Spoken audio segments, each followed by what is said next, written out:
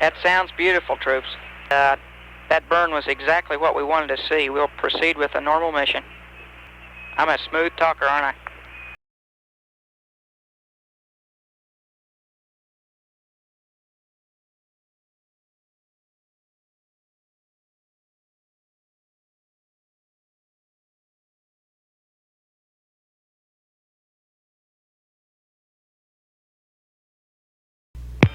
This is Apollo Control at 15 hours 14 minutes.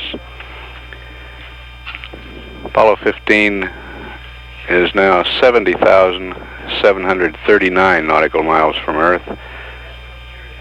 Velocity 6,835 feet per second. Flight Director Glenn Lunny and his team of flight controllers are preparing to take over here in the Mission Operations Control Room.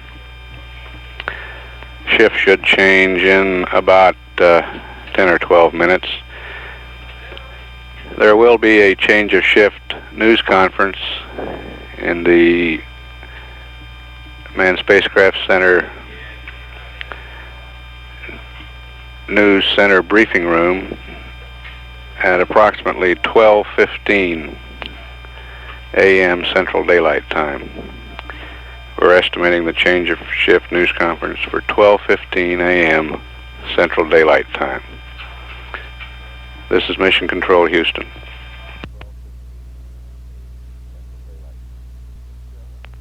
This is Apollo Control at 15 hours 39 minutes. In Mission Control, we've completed a change of shift. Flight Director Glenn Lunny now on, leading the team of flight controllers. And our capsule communicator is backup command module pilot for Apollo 15, Vance Brand.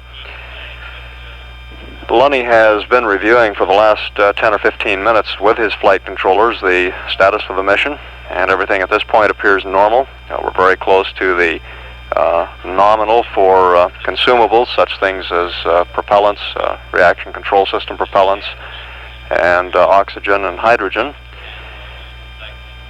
And the general assessment is that we have no problems. Lunny has been reviewing a problem which occurred earlier in the day, and that is the intermittent light on the SPS thrust, and that problem being discussed as it was earlier in the day. At the present time, Apollo 15 is traveling at a velocity of 6,743 feet per second.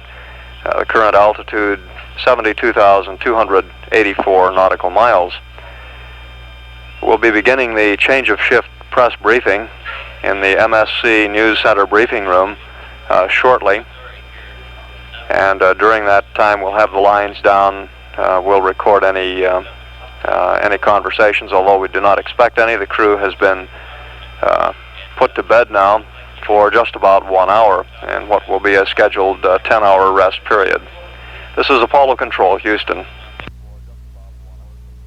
This is Apollo Control at 16 hours 41 minutes. The Apollo 15 crew now some 2 hours into a scheduled 10-hour rest period, and it's settled down to a quiet routine here in Mission Control. One of the principal activities for the ECOM, the environmental and communications or electrical engineer, systems engineer in the control center, is to come up with a set of procedures this evening which can be used to check out that SPS thrust light by the crew tomorrow. At the present time, Apollo 15 is traveling at a velocity of 6,511 feet per second, and the altitude now 76,290 nautical miles from Earth. This is Apollo Control, Houston.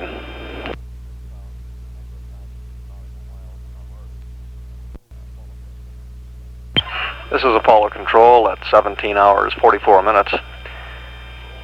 Apollo 15 now in a passive thermal control mode, with the spacecraft rotating at the rate of about 3 revolutions per hour to maintain the proper temperatures within the command and service module. This is the mode that was set up by the crew prior to beginning their sleep period. They're now about 3 hours into that rest period, which is scheduled to last a total of 10 hours. And in mission control, it's continued to be a quiet evening. Flight controllers primarily involved with reviewing the activities that will be coming up tomorrow, and in the case of several of them, reviewing the situation with regard to the SPS thrust light, and working on procedures which will be used probably tomorrow to check the light out. Apollo 15 at this time is traveling at a velocity of 6,298 feet per second. That velocity continuing to drop off as the spacecraft increases its distance from Earth, now 80,226 nautical miles from Earth. This is Apollo Control, Houston.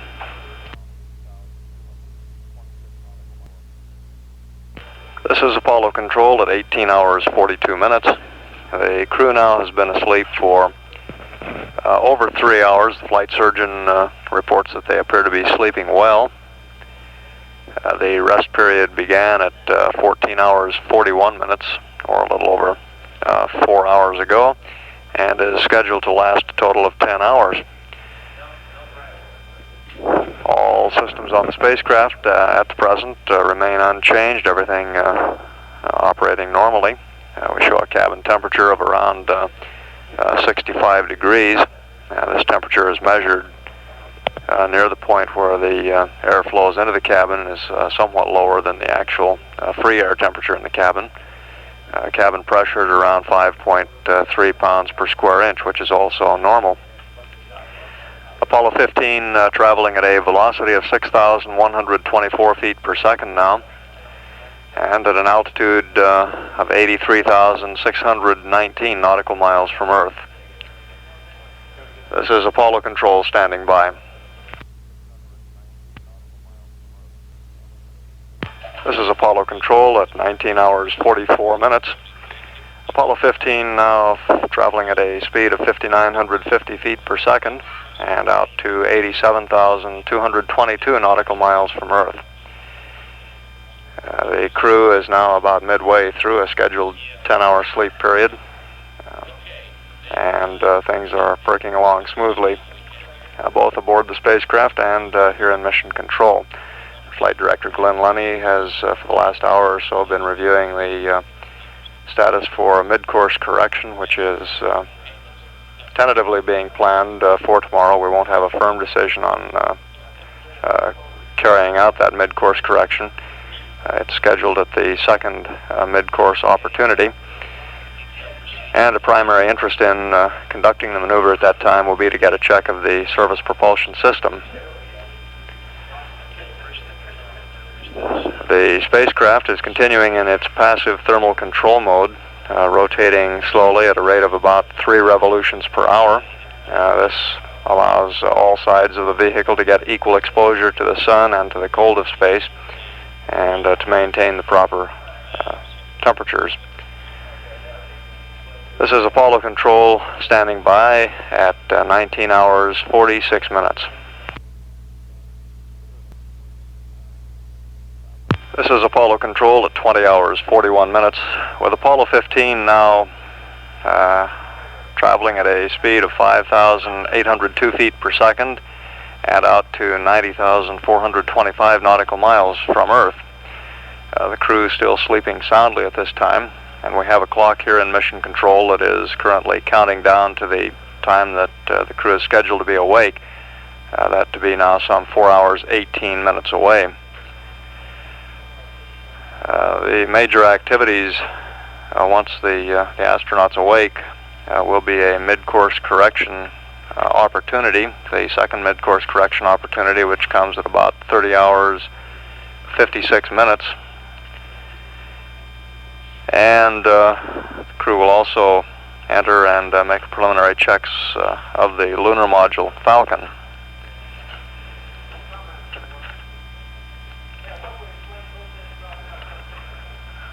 In mission control, it continues to be a very quiet evening, and the major activity centering around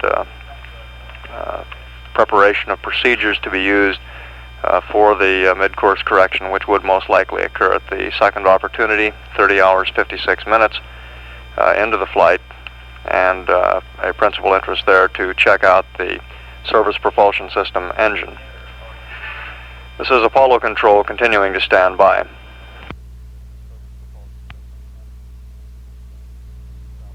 This is Apollo Control at 21 hours 48 minutes.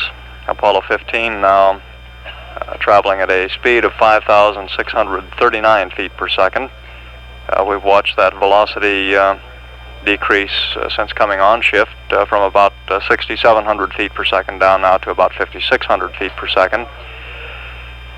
And that speed will continue to drop off as the spacecraft moves farther from Earth and farther from the influence of Earth's gravity, until the point that the lunar gravity becomes dominant, and once again we'll see the velocity begin to pick up.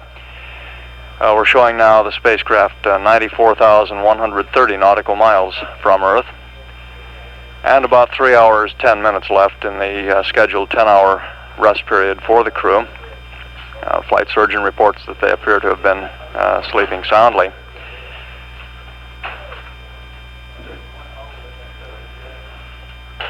The major scheduled activities when the crew awakens will be mid-course correction.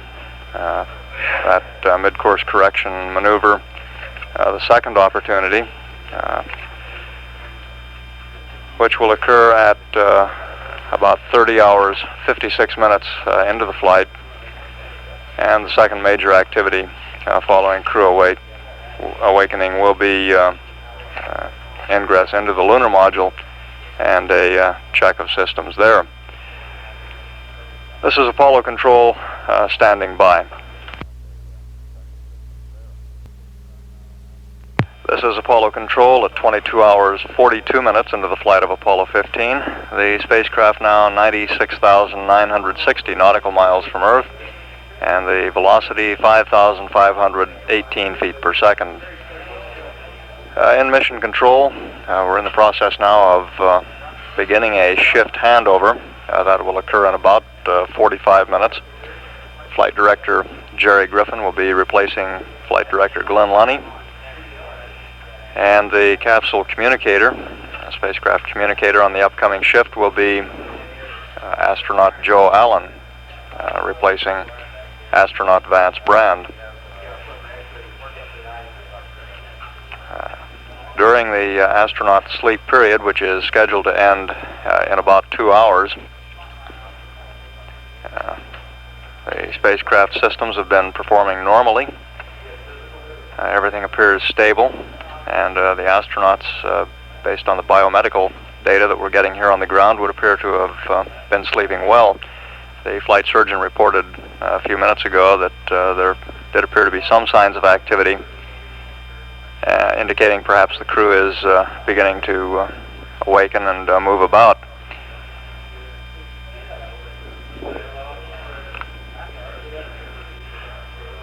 We will not have a change of shift press briefing following this shift.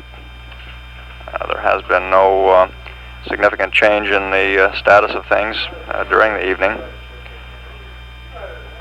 Principal activity has been to review the status of the service propulsion system thrust light,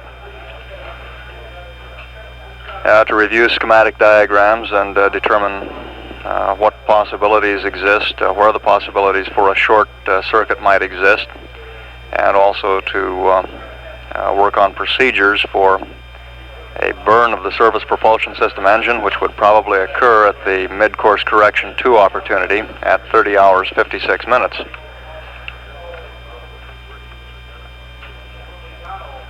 At 22 hours 44 minutes, this is Apollo Control, Houston.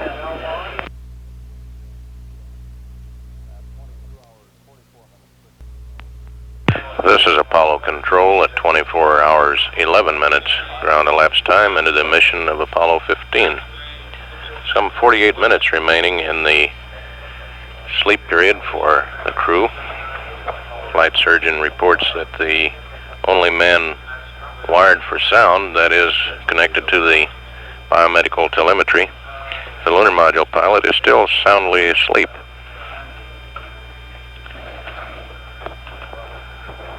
Apollo 15 now 100,781 nautical miles out from Earth.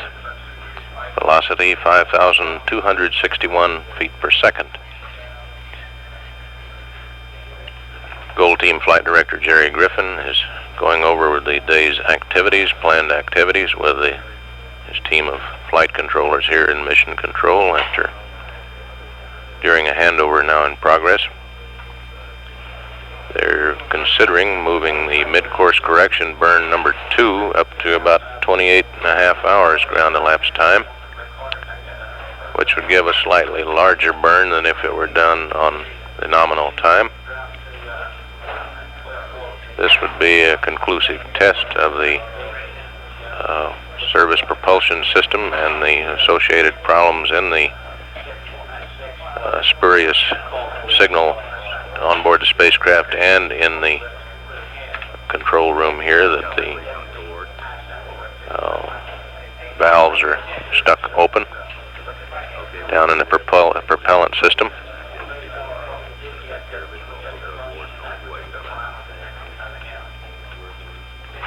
Meanwhile, astronaut Dick Gordon plans at 10 o'clock to run through the procedure in the Houston Command Module Simulator prior to the time that the instructions are passed up to the crew on how to set up for this service propulsion system burn. And the current thinking is that if the burn does not light off at the new time of 28.5 hours, an attempt would be made at the nominal flight plan time.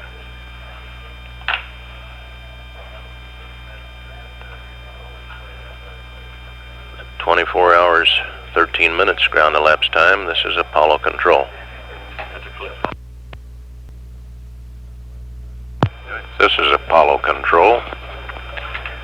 25 hours, 19 minutes ground elapsed time. Apollo 15 now 105,083 nautical miles out from Earth. Velocity 5,196 feet per second.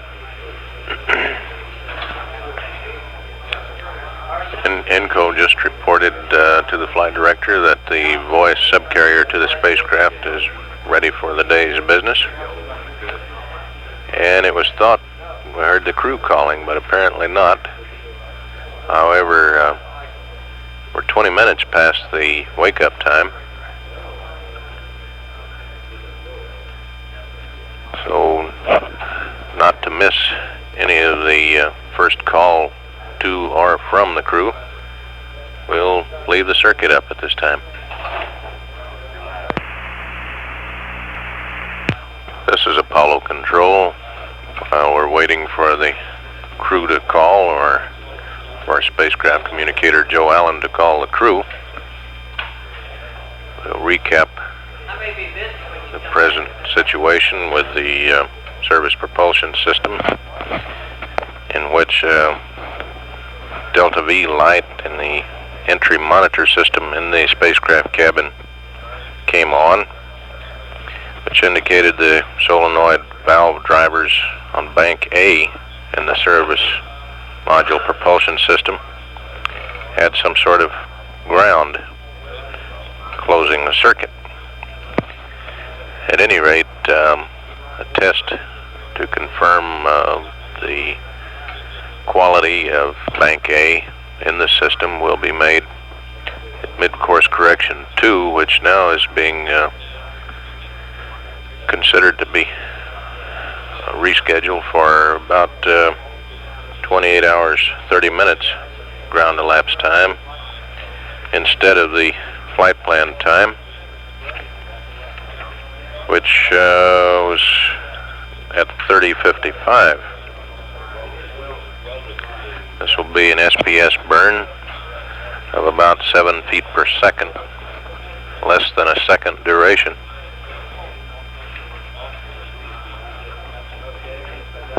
Meanwhile, Richard Gordon at about this moment should be climbing into the command module simulator in the crew training building at the Manned Spacecraft Center to run through the routine that will be passed up to the crew. When the crew wakes up, Joe Allen will brief them on moving mid-course 2 forward. And after Gordon returns from the command module simulator, the pad for the mid-course correction 2 is passed up to the crew, the findings of simulating this procedure will be passed up also with any changes in switch configurations and so forth. Standing by live on air ground to begin the day's work at 25 hours 25 minutes ground elapsed time. This is Apollo Control. Houston, Apollo 15.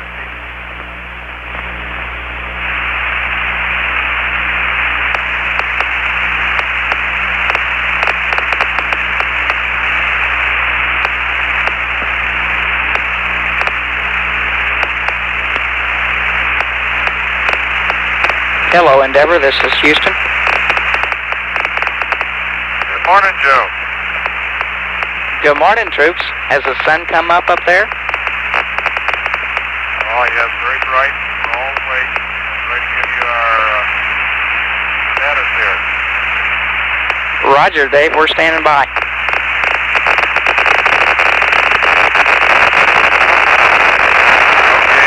all think we had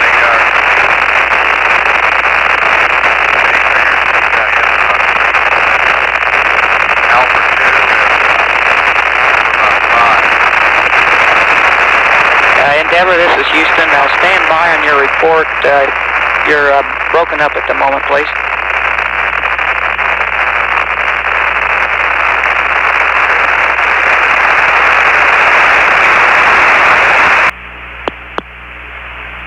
Dave, this is Houston again. Go ahead. Our comm is not so noisy now. Joe, this is Jim. Roger, Jim. Good morning. Good morning. Will you be okay now? Rog, you're loud and clear now. Okay, we figure we all got about 8 hours sleep. The duration of that sleep was different. Dave figures he got it about 3 segments. Al about 2, and I had about 5 different periods of deep sleep. On the consumables update at 25:20, RCS A 94, B 94, C 94, D 93. On the H2 tank, 195, 293 of 381. O2 tank, 191, 2 is 93 of 396. And I'm standing Roger, by Jim, to copy. charge battery A. And Joe, I'm standing by to charge battery A. Okay, Jim, could you stand by on that? We just leave you not do it right at the moment. Okay, we'll stand by. Rog, and we'll give you the word when we're ready for that. We'll get the radiation report here shortly. And can you confirm the position that H2 fan 3 should be in? Rog, Jim. And the H2 fan 3 should be auto. Roger, I copy auto. Roger.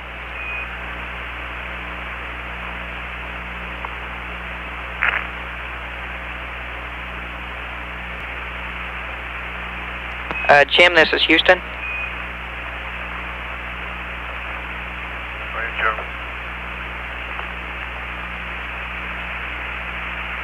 Go ahead, Joe. Roger. Jim, just for your own information here, let me read up to you the CSM consumables that we've generated from the ground. Okay.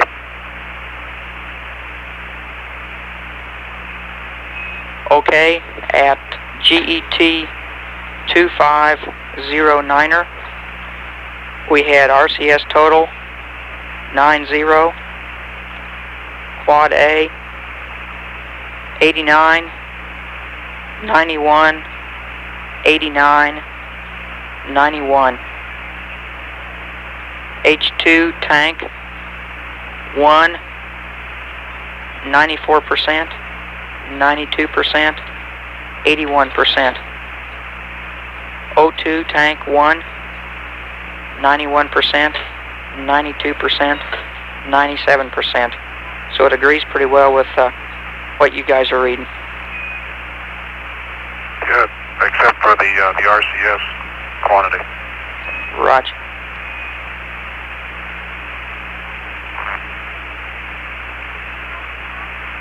Okay, Joe, the left CM delta P is a plus 0.7. Roger, copy, plus 0.7.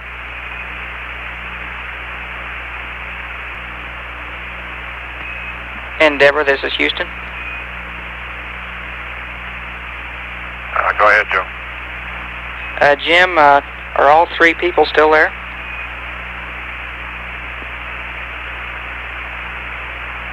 All here, busy doing little things. Okay, good. I've got some information for you when you reach a minute. You want to listen here, and it concerns our little short problem in the switch.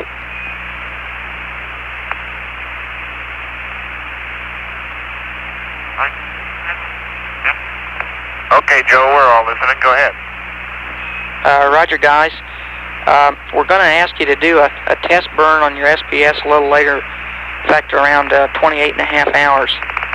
And depending upon the results of that, we'll go ahead and do the midcourse, and it'll be a normal midcourse if the burn test doesn't really come off.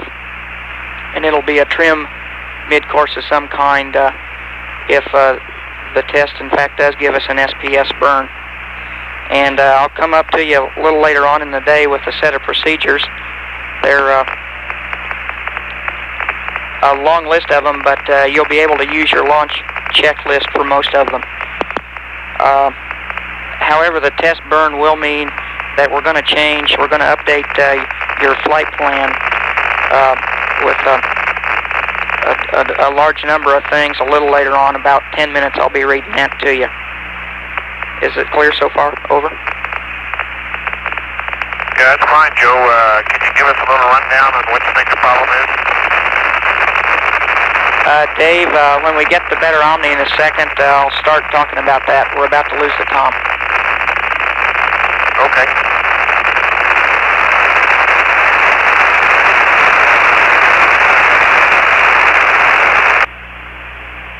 Endeavor, this is Houston. Go ahead, Houston. Roger, guys. First of all, Dick Gordon's over in the simulator right now running through this SPS burn procedure. And as soon as he says that's okay, we'll read that procedure up to you, I guess. It's not too complicated. Dave, in regard to your last question, very briefly, and I'm sure you guys have been thinking a bit about this yourselves, we're interested in finding out exactly where in your Delta V thrust A switch the short seems to be. And we're all of us down here are convinced that it's either in that switch or physically very near that switch. It's important that we know where it is, because I guess the worst that it could be would be a hard short, so-called hard short, upstream of the control pilot valve solenoid on bank A. And that would mean that we would lose the ability to turn bank A on and off as we wanted to. There are many other things it could be, namely a soft short either upstream or downstream from that pilot valve solenoid. Or I guess it could be a hard short downstream from the solenoid, which all of these would be annoying to us, but no major problem really. Okay, we get the general. Go ahead, Dave. We get the general Yeah, we get the general gist of that, Joe. Go ahead. Okay, Dave. What we're going to try to do now is to go ahead and do an SPS burn using Bank A, and we want that short to be active when we do it. So at some point we're going to ask you to tap on the panel and try to get the short back for us. We show that the light is currently out, and I'm sure you'll confirm that. That's verified. Raj. Assuming we cannot get the light on again, we think that's unlikely, but if we can't get it on again, we'll delete this particular test and just go ahead and do a normal mid-course 2 burn, and while we scratch our heads on this other thing. Okay.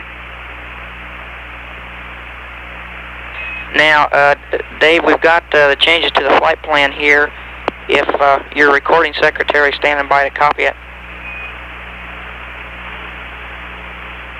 Okay, go ahead. I'm ready, Joe. Raj, Dave, are you just going to mark up the flight plan as I read it to you? I prefer to do it that way. Raj, we think that'll be the easiest. And Jim, are you copying this now? Standing by, Joe. Raj, okay.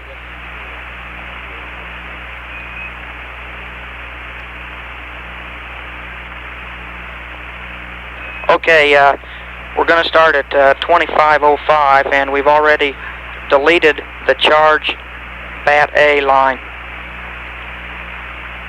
Then moving on to 2650. Add P52 IMU realign option 3.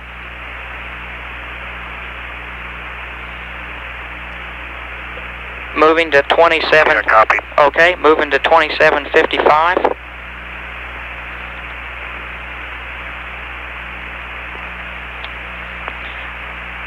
Move Delta V test and null bias check up to 2700. In other words, just move that line up. And coming up to 2800, a little something for you, Al. We're going to delete the crew exercise period.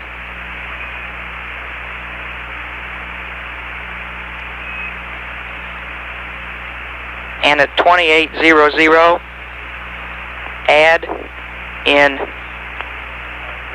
mid-course column, MCC Houston column, uplink to CSM, CSM state vector and verb 66, update to CSM, SPS test maneuver pad.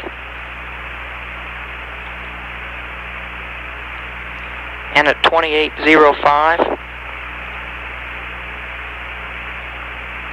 H2 purge line heaters on.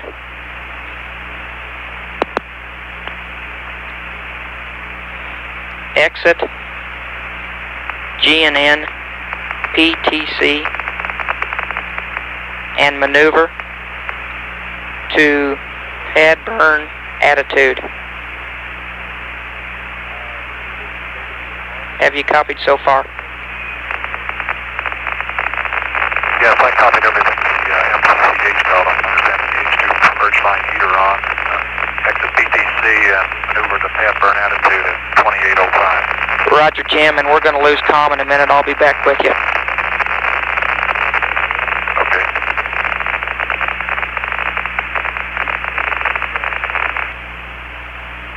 Okay, Jim, this is Houston. The comm's back again. How do you read me? Loud and clear. Okay, I'm ready to continue. And we'll pick up at 2815 with a sextant star check.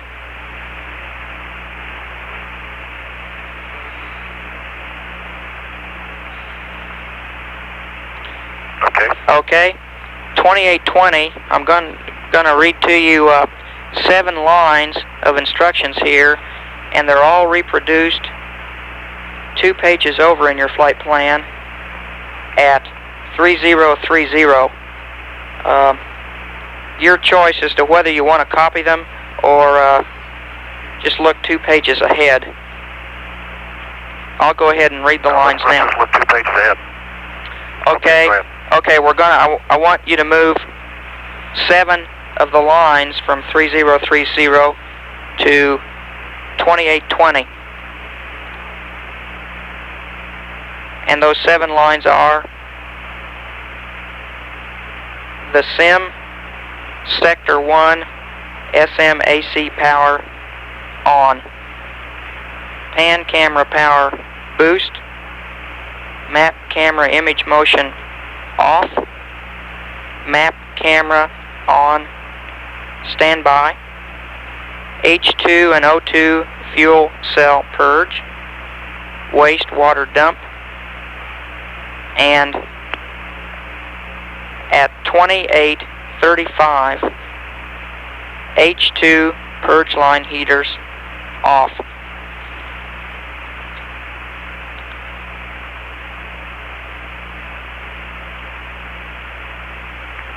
Okay, I'll move the 6 steps there. Okay. 2820. Roger, Jim, that's right. And the 7th step was at 28:35, you're correct, and that brings us to 2840, which is SPS burn test. And at 2841, verb 66, set CSM state vector into LM state vector.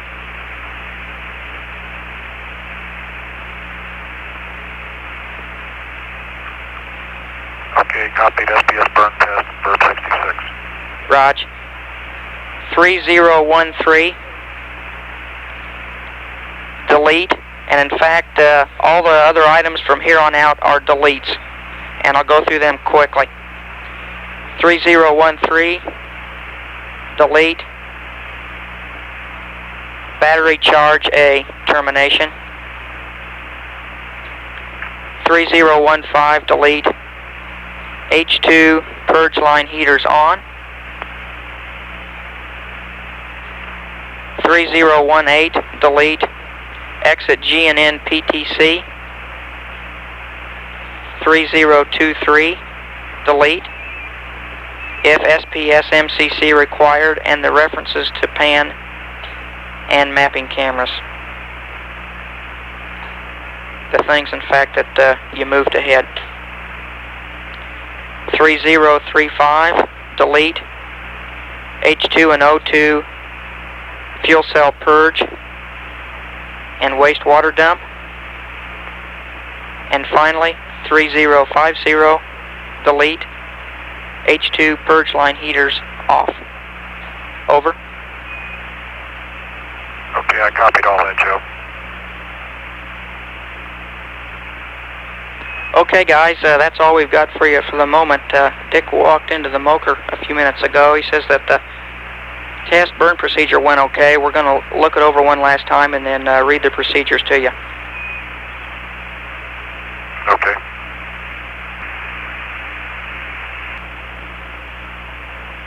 Houston S-15, we're ready to cycle the film and the pan and mapping cameras. Endeavor, we're ready when we get the high gain going here. And I guess we'll have that ready about 5 minutes. Okay. Endeavor, this is Houston with your high gain antenna angles update. Go ahead, Joe. Raj, for the high gain pitch, minus 25, yaw, 90. Okay, minus 25 and 90. Roger, and the Omni, react, NBW.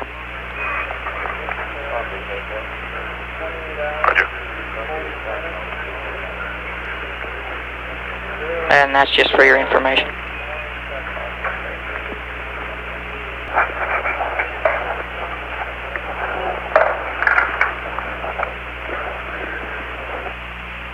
Jim, if you'll go ahead and set the angles in, we'll give you the cue when we're ready for you to select the high gain. Okay. And it looks like it'll be about 10 minutes, I guess. Roger. Endeavor, this is Houston. Go ahead. Roger, guys, wondered if you were interested in any breakfast time news up there. Yes, sir, we always are. Is it breakfast time? It's just about.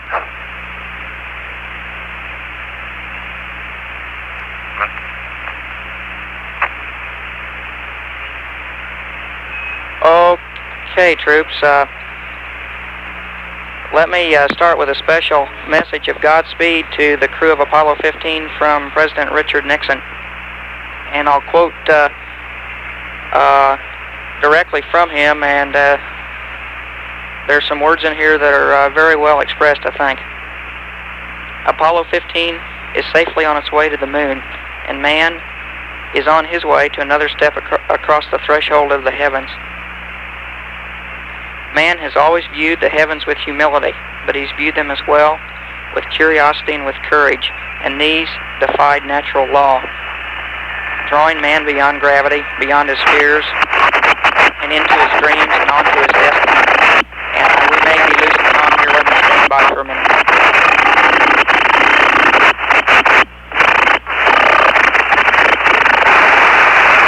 Endeavor, select the high gain course, please.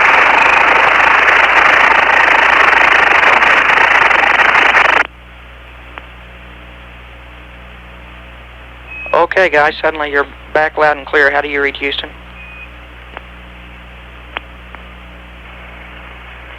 Endeavor, this is Houston. How do you read?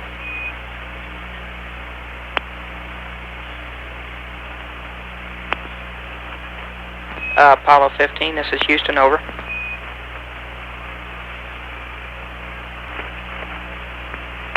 Hello, Endeavor, this is Houston, over. Go ahead.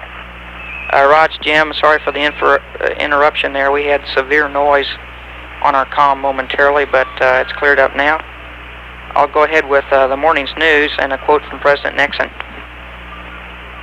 The flight of Apollo 15 is the most ambitious exploration yet undertaken in space, even as it reflects man's restless quest for his own future. So it also reenacts another of the deeper rituals of his bones. Not only the compulsion of the inner spirit to know where we are going, but the primal need in man's blood to know from what we have come.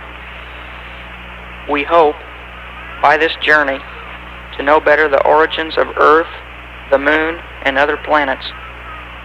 We hope to understand something more of the mysteries of God's great work, and in this seeking, we hope to understand more of man himself. To the men of Apollo 15, for all men, I say, Godspeed. End quote. And there's a second message here that was telephoned to Dr. Fletcher yesterday through the State Department. It reads, congratulations on flawless launch. Please pass my best wishes for a successful mission to the crew of Apollo 15 and to your entire staff. And that message is signed Spyro T. Agnew. And the third comment about the launch was the launch is called flawless, and you three are described as being very businesslike. And Cappy is quoted as saying, quote, the mission was the most nominal launch we have ever had, unquote. And I'd like to put in an editor's note here. That's probably technically correct, but it's aesthetically very incorrect. You could track the vehicle for hundreds of miles, literally hundreds of miles, through a beautiful clear sky, and it was a sensational launch aesthetically. I'm sure you would agree with that. let's see, we've got an item here on the Muhammad Ali Jimmy Ellis fight here in the Astrodome, and it was declared a technical knockout in favor of Muhammad Ali in the last round, the 12th round. And it says that Ali took control of the fight in the 6th round and signaled the start of the end with an uppercut midway through the final round. And continuing on with the news, if you're still reading, Western Union employees... Okay. Western Union employees have announced agreement on a new contract that will end a nationwide walkout that began June 1. The 17,000 striking workers will go back on the job Wednesday morning. The Lockheed Company lost 2 Senate votes today in its attempt to avoid bankruptcy by obtaining a $250 million government loan guarantee. In sporting news, or further sporting news, the Oilers traded Jerry Levias to the San Diego Chargers in exchange for 2 linemen, defensive lineman Ron Billingsley and the 300-pound Gene Ferguson. The Oilers will use Ferguson at offensive tackle, it says. And finally, the Minnesota Vikings lost the services of starting guard Jim Valone when the doctors revealed that an undisclosed ailment would require long-term extensive treatment. And that's the end of the condensed news page I have in front of me this morning. Okay, thank you very much, Joe, and please express our appreciation to the President and the Vice President. Roger, sure will. Endeavor, Houston, go to auto track for us now, please, and we're going to wait for another rev before we start to cycle those cameras. Okay, Joe, auto track. Endeavor, this is Houston. We'll be coming up on your camera cycling in about 15 minutes, just for your own planning, and we'll cue you when we're ready for that. Roger, we read, Joe.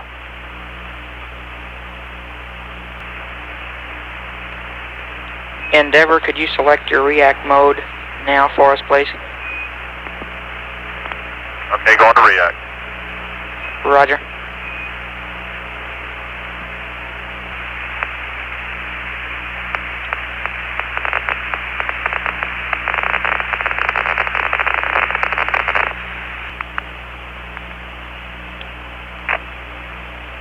Okay, Endeavor, this is Houston, and we're ready for the camera cycling procedure now.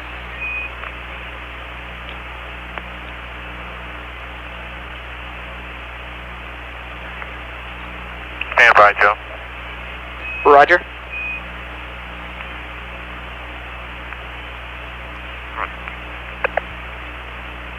Uh, 15, this is Houston. If we're going to complete the camera cycling on this rev, I guess we'd better get started on that. Yeah, we're in the process, Joe. Okay.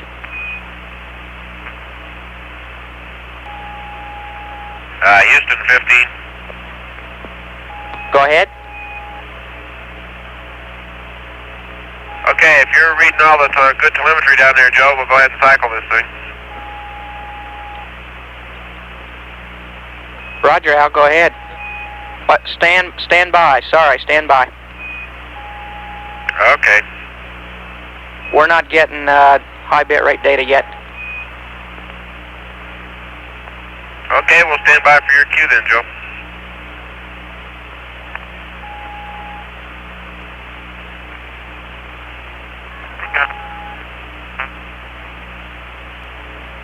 Al, this is Houston. Is your data system switch on?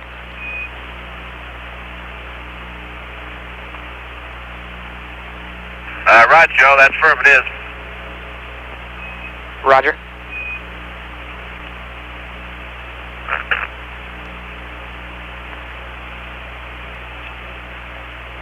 Apollo 15, Houston. Go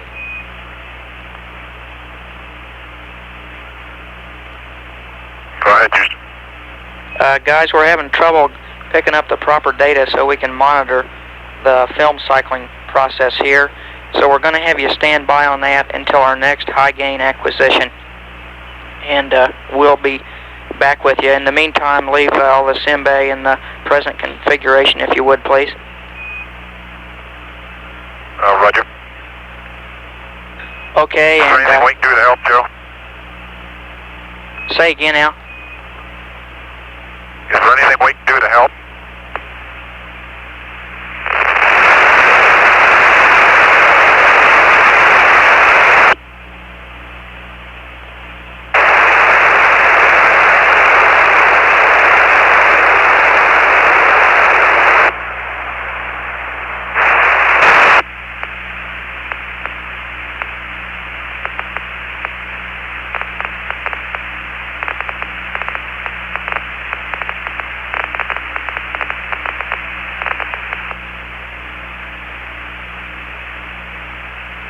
Al, this is Houston.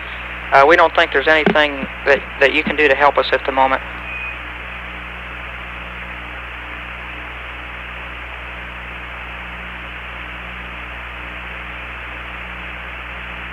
Roger, Joe.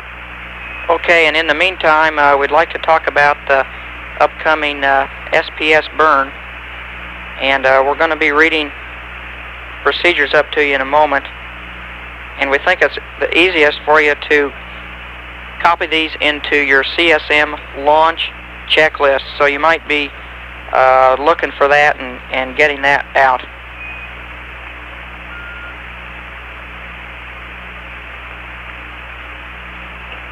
Okay, Houston, I wonder if you could hold off for about 10 or 15 minutes and let us get through the breakfast chores here, and then we can settle down and concentrate. That'd be fine, Dave. We'll be standing by for your call on that, man. There's no hurry. Okay.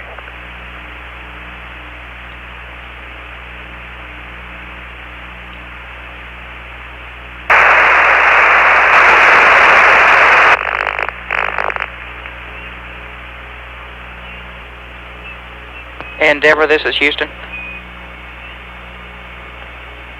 Go ahead, Joe. Roger, stop PTC mode for us now, please. Roger, stand by.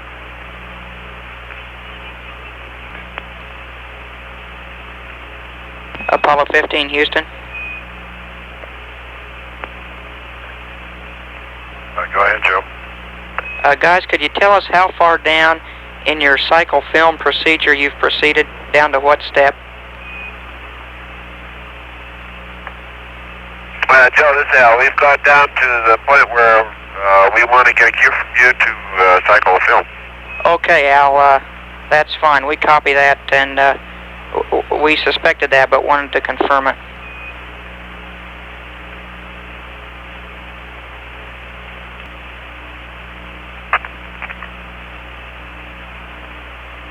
Al, this is Houston. Go ahead, Joe. Roger, Alfredo, could you verify two things for us, please?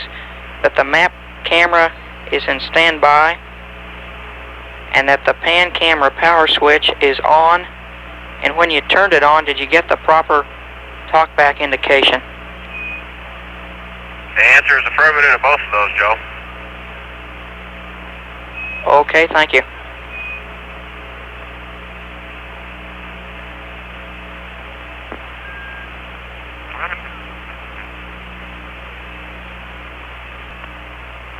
Al, this is Houston with another request on this film cycle procedure.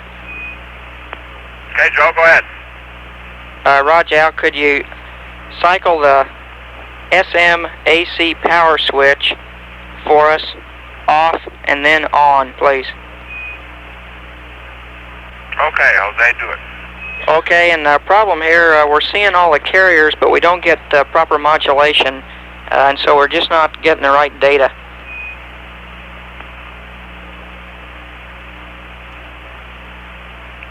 Yeah.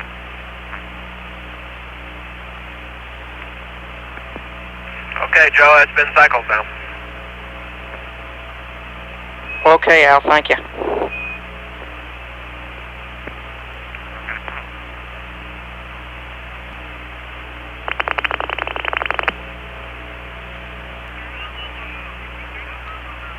Apollo 15, Houston.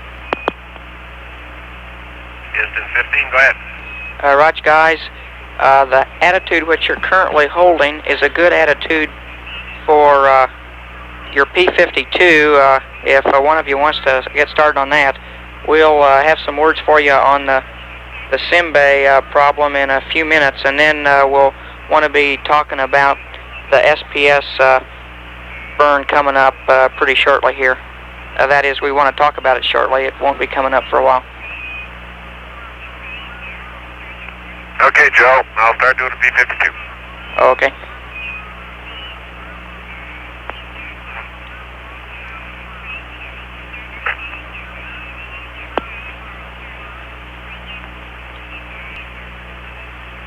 Okay, Al, this is Houston again. Yeah, Joe, go ahead. Al, your choice here. We suddenly found the missing data. It mysteriously reappeared, and we're ready to go ahead with your film cycling procedure. Your choice if you want to do your P-52 first or the film cycle first. And we're standing by for either. Well, we're all set up on the film cycle, Joe. Why don't we go ahead and do that, and then I'll slip down and do P-52. Okay, Al, that sounds good to us, and we'll be watching.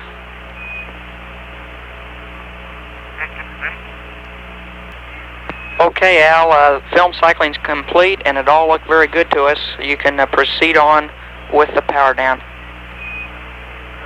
Okay, Joe, thank you, sir.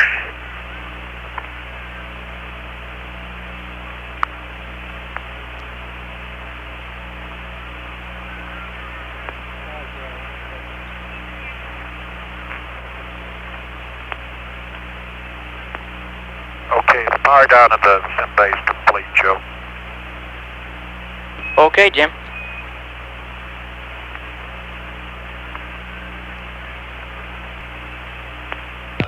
This is Apollo Control, 27 hours, 22 minutes, ground elapsed time.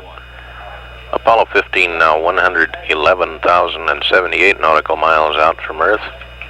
Velocity now 4,977 feet per second.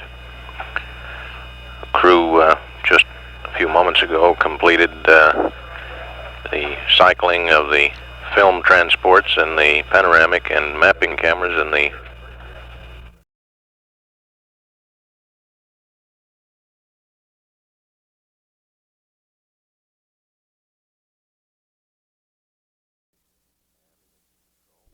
apparently the blockage was found somewhere in the network between the Madrid station and Mission Control, and mysteriously the data started coming in. The crew was given a go to complete the test. Here's air ground. Go ahead, Al. Okay, Joe, I got the gyro torque and angles up, and I'll torque them out on the minute. That'll be at 27 hours and 24 minutes. Okay, Al. At any rate, the camera tests shown on page 3-28 of the Apollo 15 flight plan were completed satisfactorily. And the crew is presently doing a P-52 realignment, Program 52 realignment of the inertial measurement unit. Earlier, the Midcourse 2 correction burn time was shown on displays here in the control center as being at 28 hours 30 minutes. The flight dynamics officer has subsequently shifted the time to 10 minutes later at 28 hours 40 minutes. Duration of the burn is less than 1 second, 0.85 seconds to be precise. In this burn, it's hoped to determine what the nature of the problem is with the Delta V light that comes on in the EMS, or Entry Monitor System panel in the spacecraft.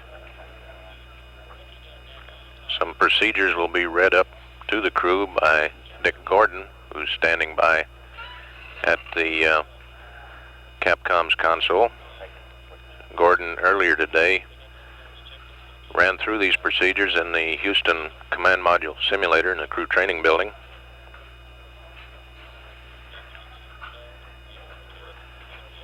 If the engine, in these procedures it says, quote, if the engine does not start within about 3 seconds, open SPS pilot valves A. Guys, we just had indication that your thrust light came on again for about 10 seconds. Did you notice that? Yeah, right, Joe. That was the EMS Delta B check. Okay, Dave, thank you. And guys, we'd like to ask that you locate your CSM launch checklist because we want to start talking about this SPS burn procedure. Okay, we'll be ready in a couple minutes. At any rate, if the engine does not start within 3 seconds, it indicates that the short is upstream of the service propulsion system pilot solenoid valves. If the engine does start, the short is downstream of these same pilot solenoids. At any rate, all of this should be made fairly clear in the discussion upcoming between Dick Gordon and the crew of Apollo 15. And at 27 hours 26 minutes, we're up live on air ground. This is Apollo Control. Okay, Houston, we've got the checklist out, and we're ready to listen. Okay, Dave, if you would please turn to page L4-14.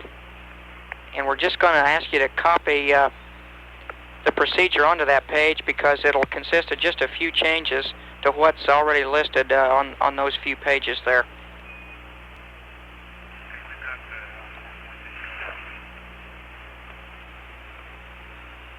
We've got L414. Go ahead.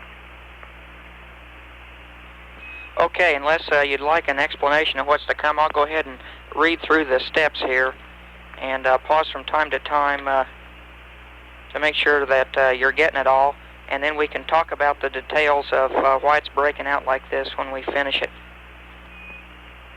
Okay, go. Raj, I'm going to start there at the line. If time permits, go to GNN thrusting procedures, etc. And right underneath that short paragraph, write in circuit breakers, EPS group 5, 2, close. And that's a verify. Okay, circuit breakers, EPS group 5, 2, close. That's the main A and main B, right? Yes, sir. And then we're going down about 4 lines to the set delta V, and that should read set delta VC minus 100. Right, set delta VC minus 100. Raj. Now into the TVC check and prep section. After the first line, which is circuit breakers, stab control system, all close, insert circuit breakers, SPS, pilot valves, 2, open.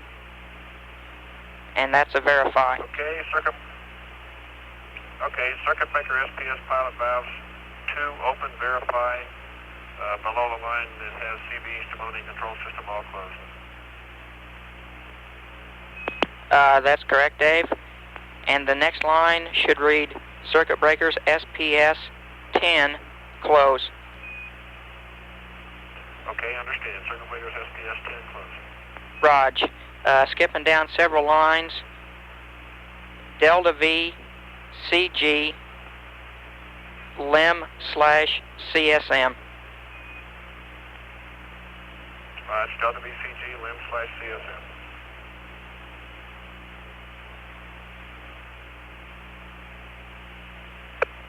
Okay, Dave, turn to page 415.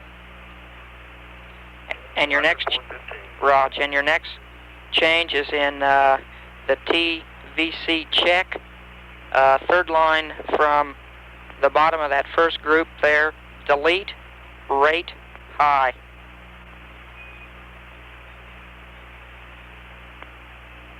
Okay, secondary TVC check, third line from the bottom, delete, rate high. That's line right after limit cycle off. That's correct. Down into the next group, delta V thrust A to normal. You can. Delta V thrust A to normal and delete B. That's affirmed. And then insert right after that, immediately after that, the following note. Get thrust light on by pushing on panel first.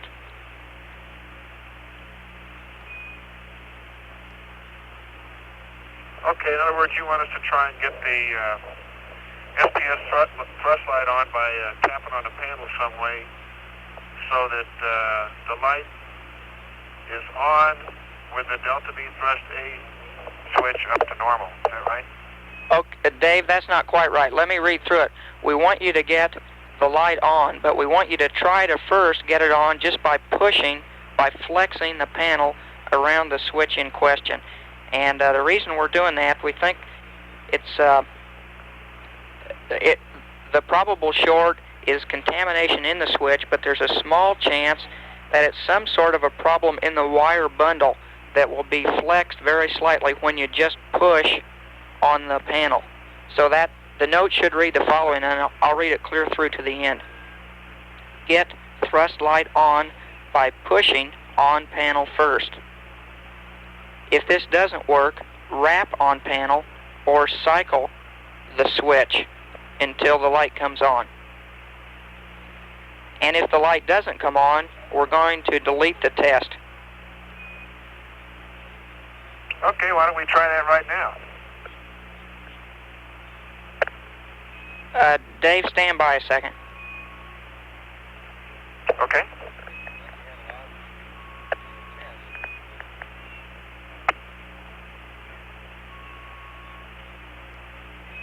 Dave, let's ask you to stand by on that. We'd prefer to complete reading the procedures to you, and then we'll worry about this light business. At any rate, you should have inserted the note, get thrust light on by pushing on panel first. If this doesn't work, wrap on panel or cycle the switch, and if no light, then delete the test. Okay, understand. Push, wrap, cycle, and there's no light delete the test. Beautiful. Okay. Now, at about 1 minute to go, but definitely after the light is on, proceed on to the next step, which is verb 37, enter, 47, enter.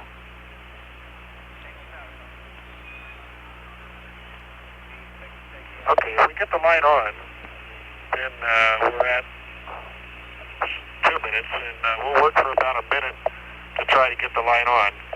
And if we don't get it on by 1 minute, then we'll consider that we cannot get it on. And if we do get it on by 1 minute, we'll call up P47.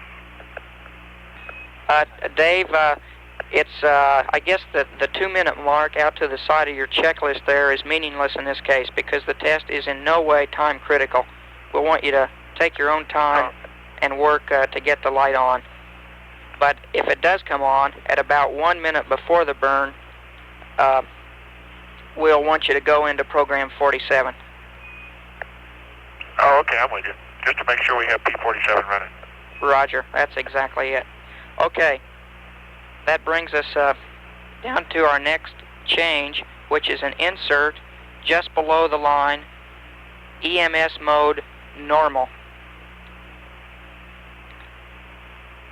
And the change is on misfin Q, circuit breaker SPS, pilot valve A, close. And a note that goes with this line, 1 second burn desired. If no ignition, circuit breaker SPS, pilot valve A, open after 3 seconds.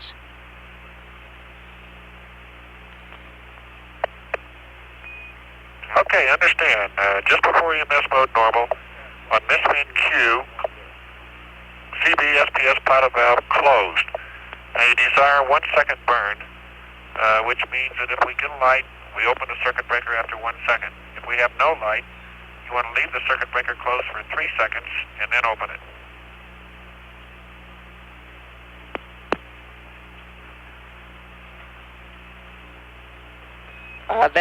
That's exactly right, Dave. Now, I've got some words here from Dick Gordon, who's run through the procedure this morning, and he tells me that a good cue to monitor is the SPS PC coming off the peg, and at the same time, Jim or Al can, or whoever's there, can watch the ball valve indicators also for a cue that the engine is starting to burn.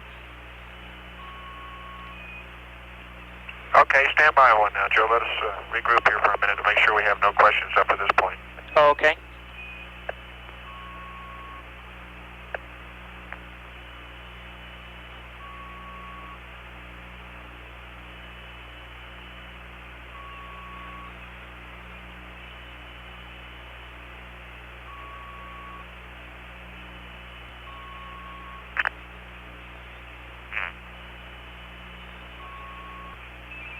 Okay, Joe, I guess one question we wanted to make sure of here was that on the misspin cue, to close the pilot valve is prior to going to EMS mode normal. In other words, we'll never get the EMS mode negative. normal. Is that correct? Dave, that's negative. EMS mode normal, Okay. and then on misspin cue, the SPS pilot valve A, alpha, close.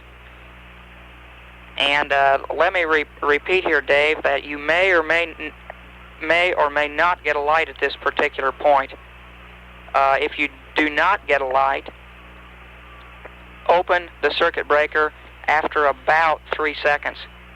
If you do get a light, we're interested in as short a burn as you can give us. So, and Dick tells me that the reaction time, a good reasonable reaction time, would be in pulling the circuit breaker after you see the PC come off the peg. It would give you about 3 to 4 feet per second. And that's a real good number for us as far as the Midcourse 2 is concerned. Okay, well, that's why we asked the question, just to make sure. And it makes more sense the way you're doing it.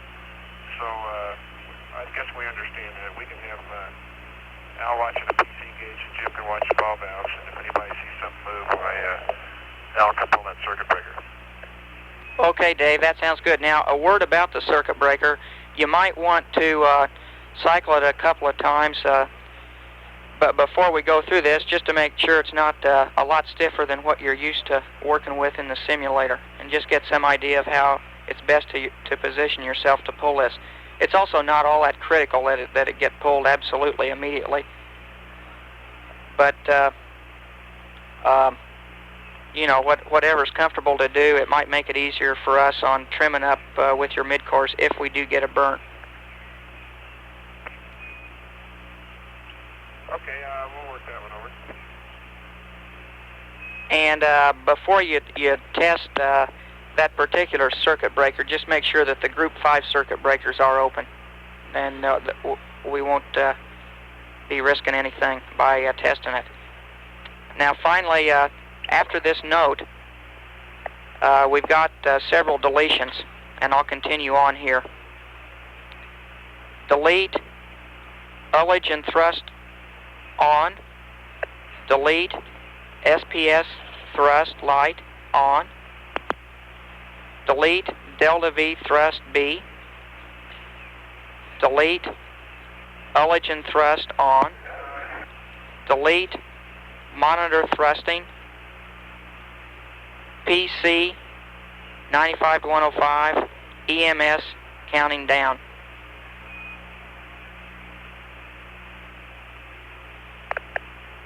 Okay, we got that, deleting the next 7 lines.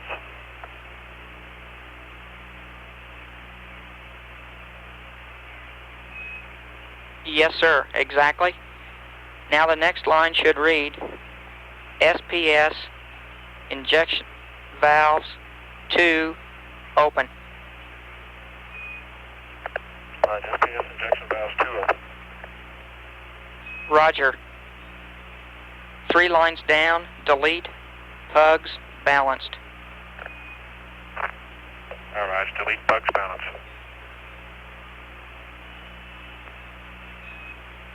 And then the next line, after ignition confirmed, circuit breaker SPS, pilot valve A, main A, open.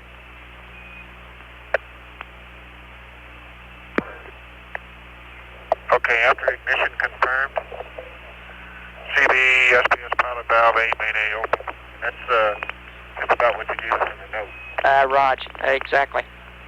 And then a note, well, let's see, the note is just a rehash of what we've already told you.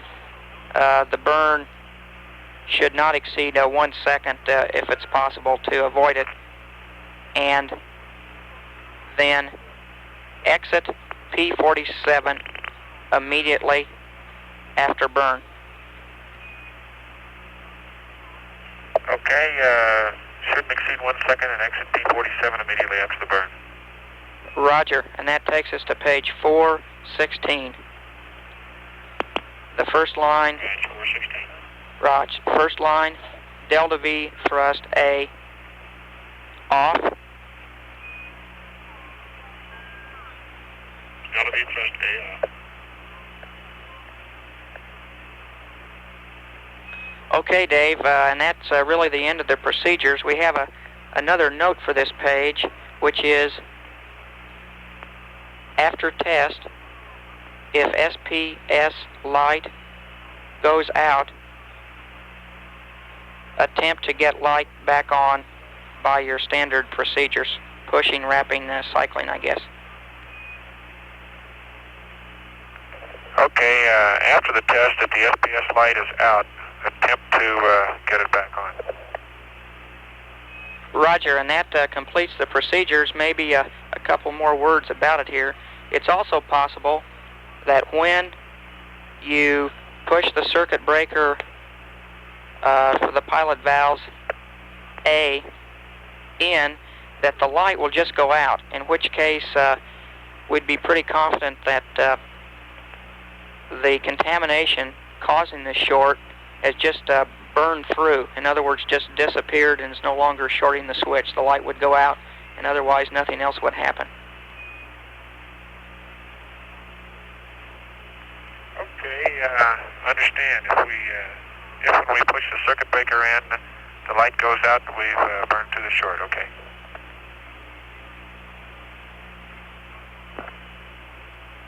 And guys, you might look through those again, and if you have any questions, please come right back to us with them. Okay, let us mount over and we'll get back with you. Okay.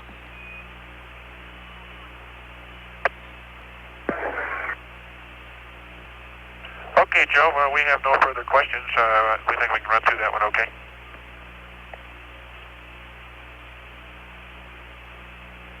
Okay, Dave, and we'll have a pad for you in a few minutes.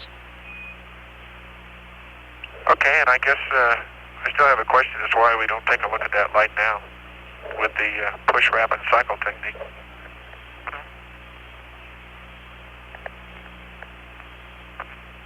Let me get a reading on that. Okay, you know, we've tapped it and cycled it, but we've never pushed that panel just by pushing the panel to see if the light will come on. Dave, I guess the main reason is, before you do it, we'd like to get some recorders configured. We're setting the recorders up now so we can monitor the problem as you go through it, and then there is no reason you can't try pushing on the panel, provided the pilot valve breakers and the Group 5 breakers are pulled. Well, Joe, when you get a chance, or when you're set up down there, why don't we try that? And at the same time, we can run through our little check to see how the pilot valve main A circuit breaker works cycling it. Okay, Dave, that sounds good.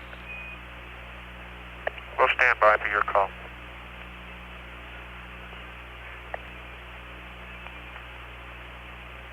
Endeavor, this is Houston requesting POO and accept, and we'll give you a state vector and some drift terms. You got it, POO and accept. Thank you.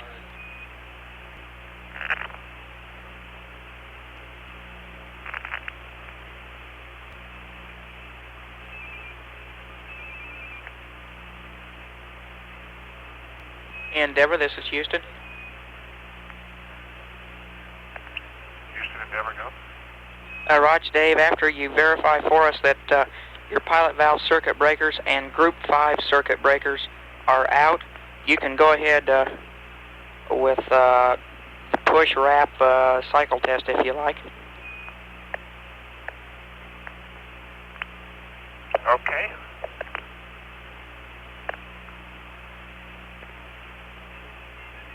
Okay, Group 5 are open and pilot valves are open, and we'll take a look at it.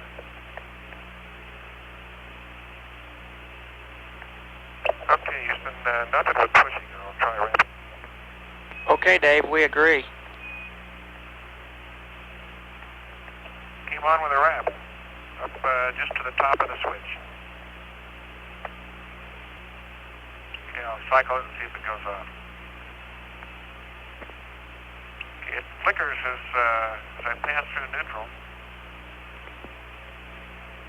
Roger. And now it seems to want to stay on. Dave, as long as you keep those circuit breakers out, there's no reason we can't leave that light on. We need it on for the test anyway. Okay, Joe, I can find a position on the switch where I can turn the light out now, a neutral position on a switch if you want to look at it. I've cycled the switch a number of times. I think I've got the spot where the light will go off. And I'll turn it off for a couple seconds here for you. Okay, Dave, go ahead, and we're watching the drivers at the same time. Okay, Joe, the light's out right now. Dave's holding the switch. Raj, we confirm that. Okay, it's coming back on now. Going off now. Raj. And coming back on.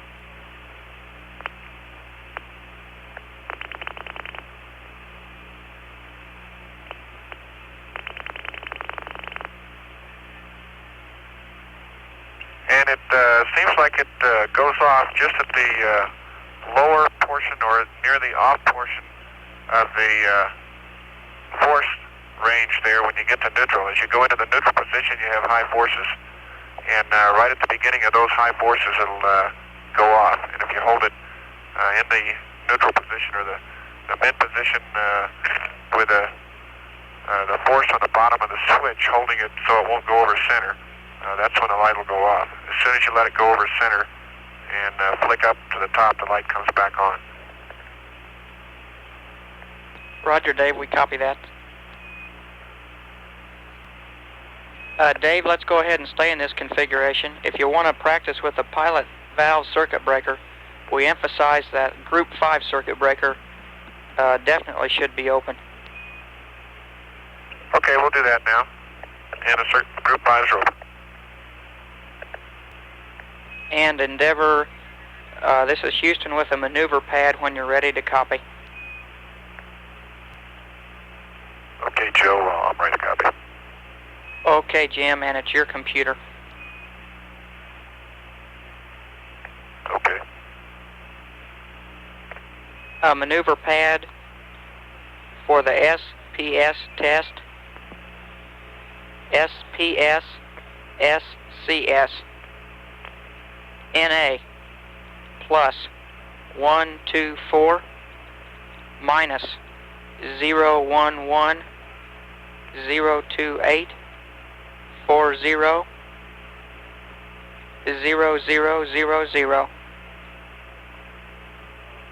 NA.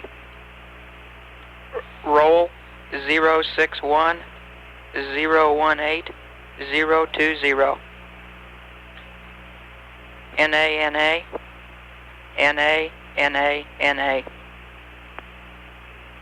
112161 186. NA NA, NA. NA all the rest of the way. GDC align, Vega, Deneb. Roll align, 209er, 009er, 349er. Other comments?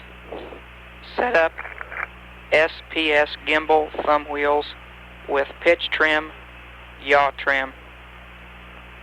High gain antenna, pitch minus 25, yaw 359er. Over.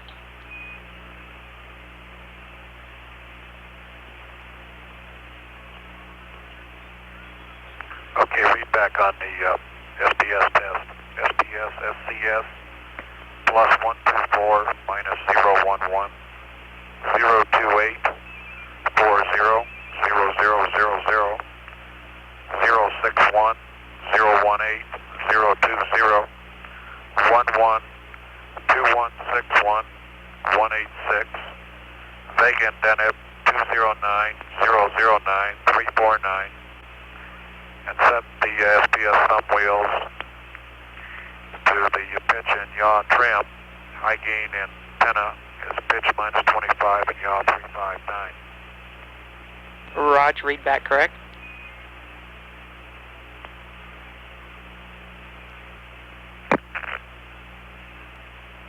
Endeavor, this is Houston.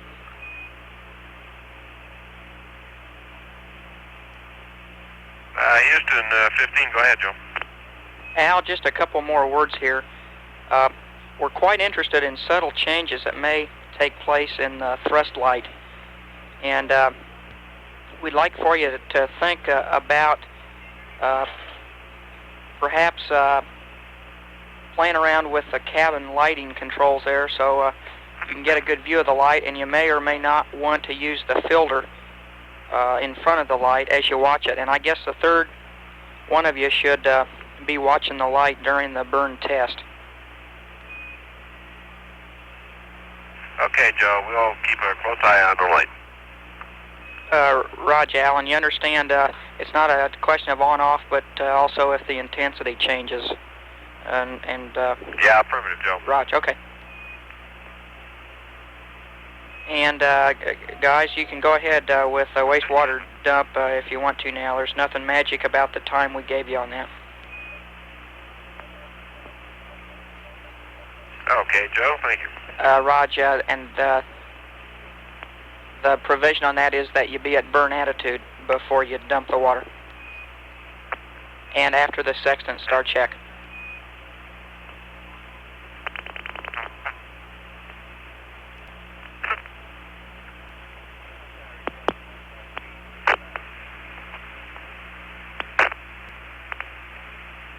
Apollo 15, this is Houston requesting beam width to wide.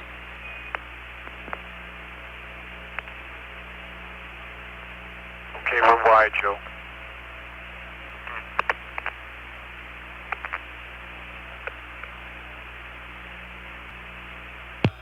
This is Apollo Control. 28 hours, 18 minutes ground elapsed time, and some 21 minutes, 22 seconds until hopefully ignition on the SPS test, which will be midcourse correction number 2.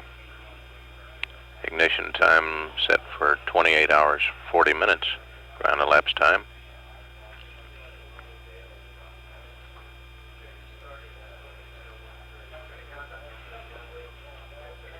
Very little communications in the past 20 or 30 minutes from the crew of Apollo 15. Getting prepared for the service propulsion system burn. Barely rates as a burn at such short duration of less than a second.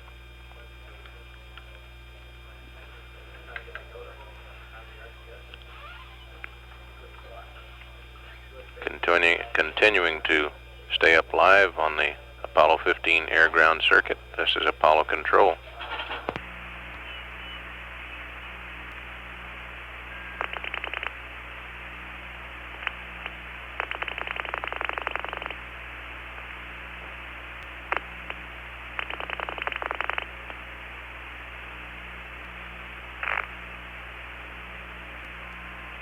15, you can terminate the waste dump anytime. We're doing that now. Okay, guys, and just want to re-emphasize another point here. This burn is not at all time critical. It has very little effect on our mid-course corrections later on or whatever. Just wanted you to understand that. Okay, Joe, we understand it.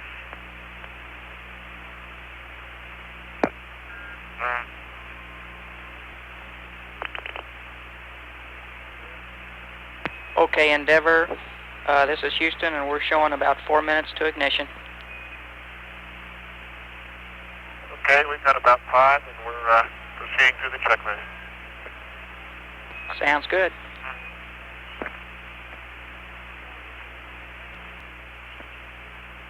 Houston 15. Go ahead. Okay, Joe, we're all set up, ready to go. We got about 50 seconds to go. Sorry, Joe, there we are. Yeah, we're ready to go now, anytime on your cue.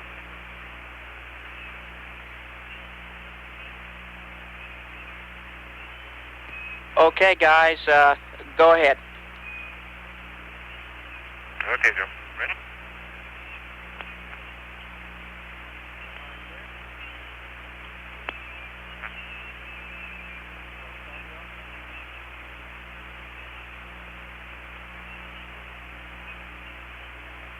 Like about 5.3 on the disk key and about 4.7 on the EMS.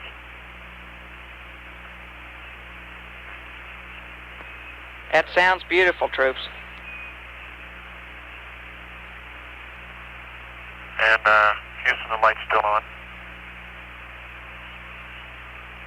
Roger, Dave, we confirm that. Endeavor, this is Houston. Okay, go ahead.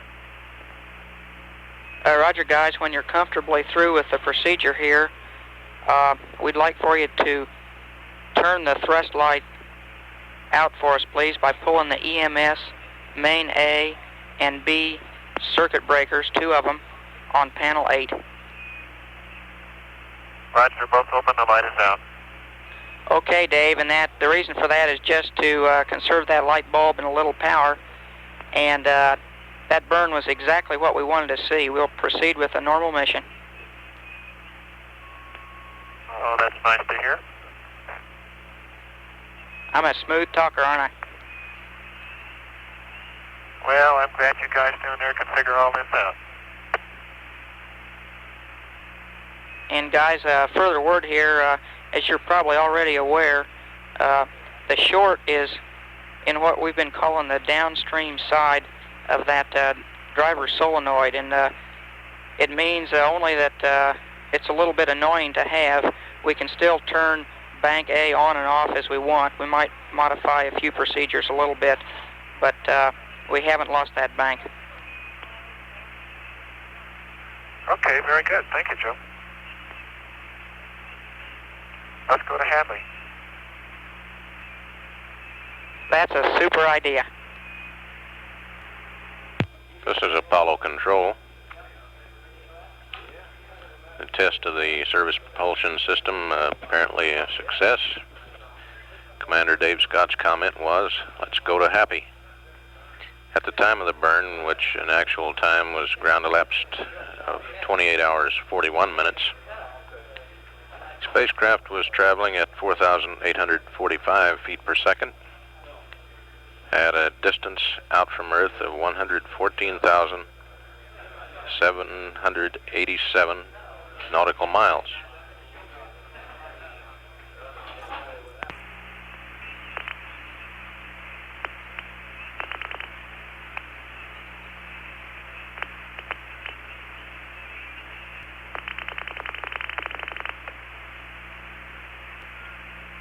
Hello, Endeavor, this is Houston.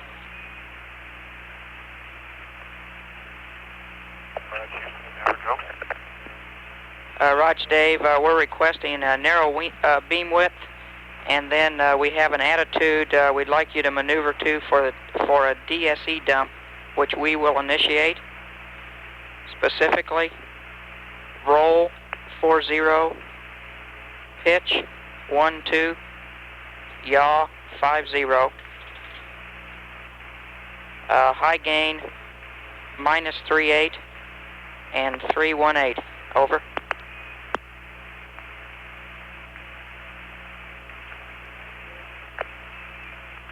Okay, understand.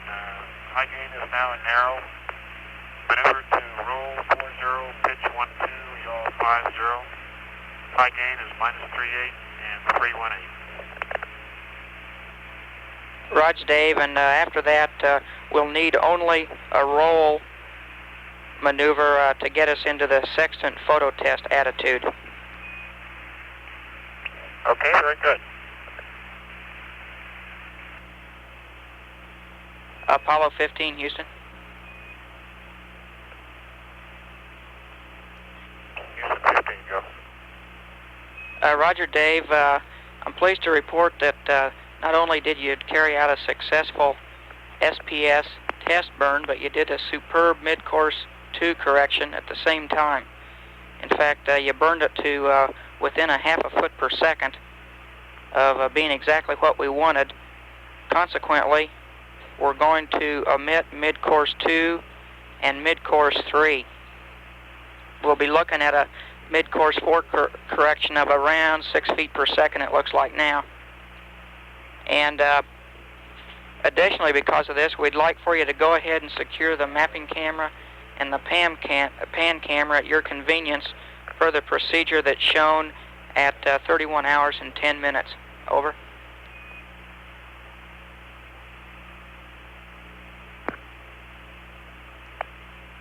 Okay, Joe, well, we sort of had that in mind when we ran the burn. And we'll secure the map and pan, and we'll be standing by for Midcourse 4. Rog, Dave, Al Warden always did have a very fine touch on the circuit breakers. Yes, sir. He's, we call him Nimblefinger up here.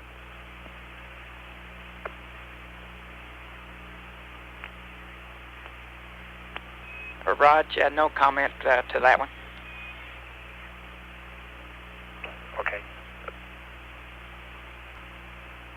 Endeavor, Houston.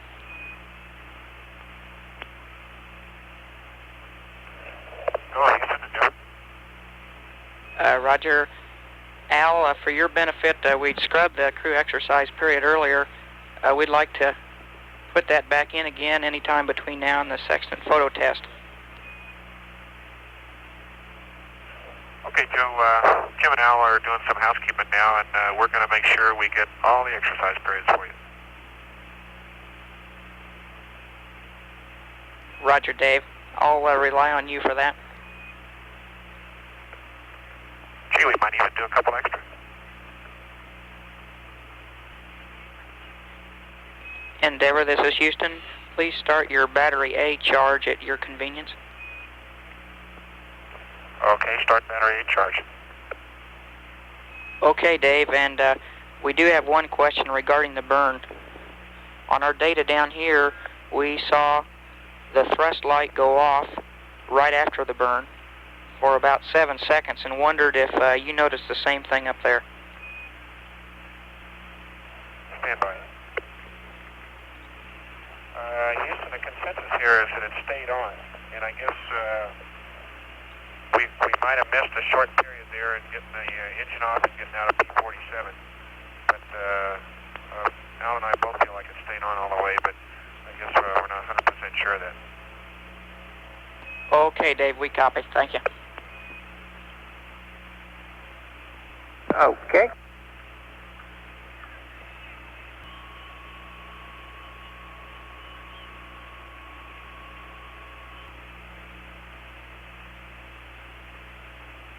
This is Apollo Control, 29 hours, 32 minutes, ground elapsed time. Very little conversation in the past hour with the crew of Apollo 15. Distance from Earth, 117,211 nautical miles. Velocity continuing to decrease. Now 4,763 feet per second.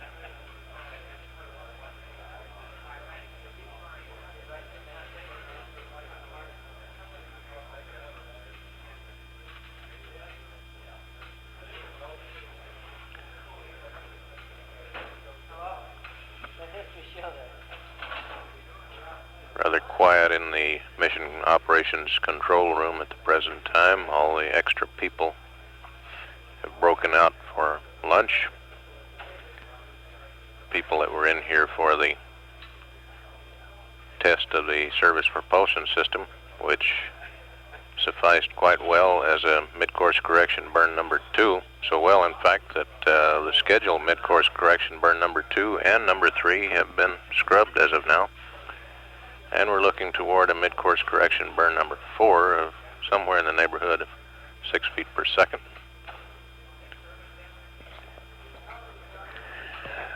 The actual velocity change on the test was 5.3 feet per second. We don't have an exact burn time yet. That will come off the dump data, which has not come into the center yet.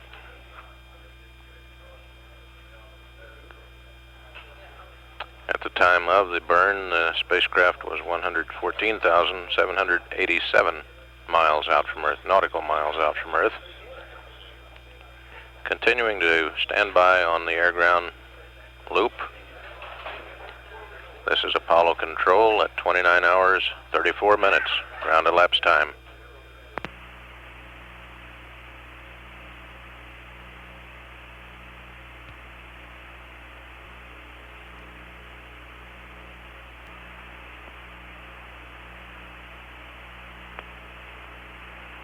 Houston, Apollo 15. Go ahead, 15. Would you like the P-52 at 30 hours, or do you want to bypass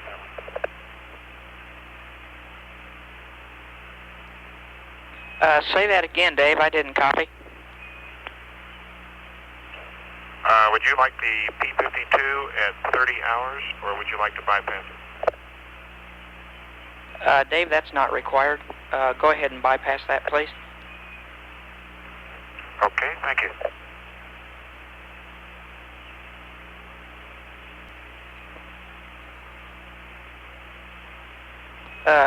Dave, this is Houston again. While we're talking, could you look back in your timeline for us, please, and give us the results of your EMS test? I guess that's a bias reading at around 27 hours. Roger, that was 0.7. Okay, 0.7, thank you. And the Delta V test was okay. Roger.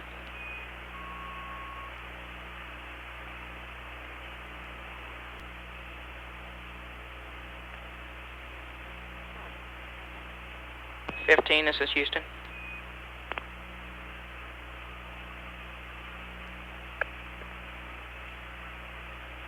Houston 15. Roger. Al, I've got a correction to the erasable loads in your GNC checklist. If you'd fish that out for me, I'll go ahead and read them to you. Okay, Joe, could you stand by about 5 minutes? Roger, Dave, standing by, in no hurry. Just give me the word.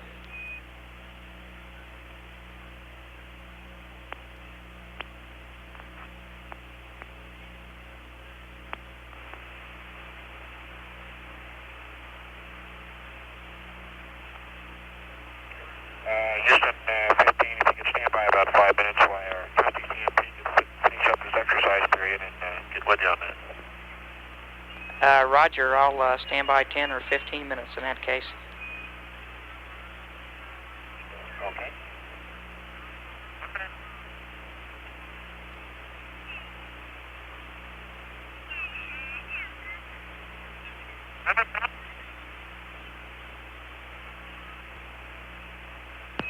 Houston.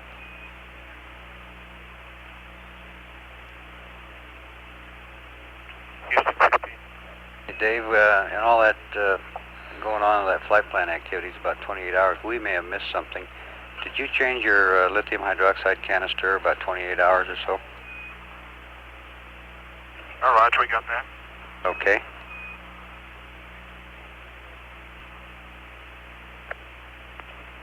Houston 15, the canister was changed at about 26:10.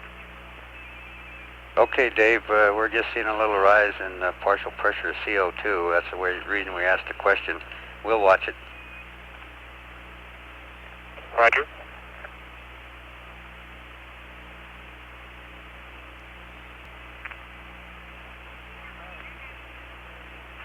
Houston 15.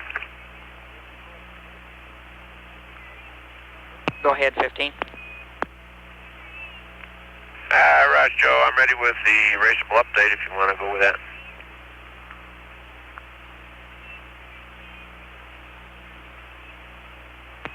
Roger, Al. Turn to page 9-4 if you would. And it's an update only to your column alpha, octal ID column alpha. And it's octal ID... Okay, I got it. Roger, octal ID 11 should read 00634. 12 is 77425. And 13, 77317. Over.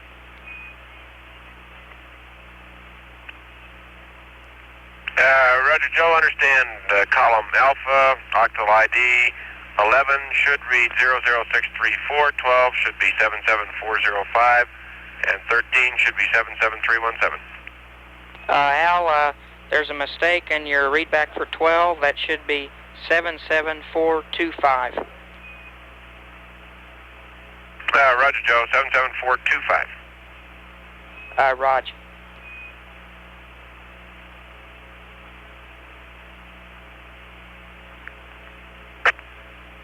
And that's the extent of it. Thank you. Okay, Joe.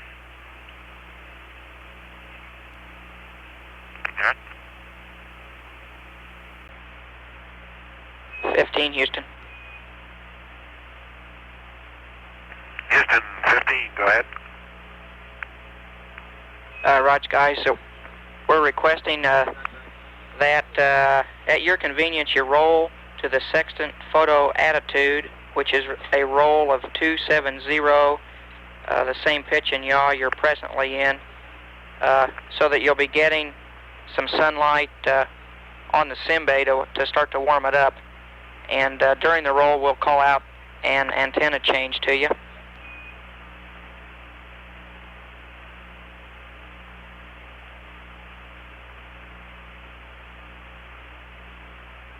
Okay, Houston 15, understand you want us to roll with our present pitch and yaw to a roll of 270. That's affirm, Al.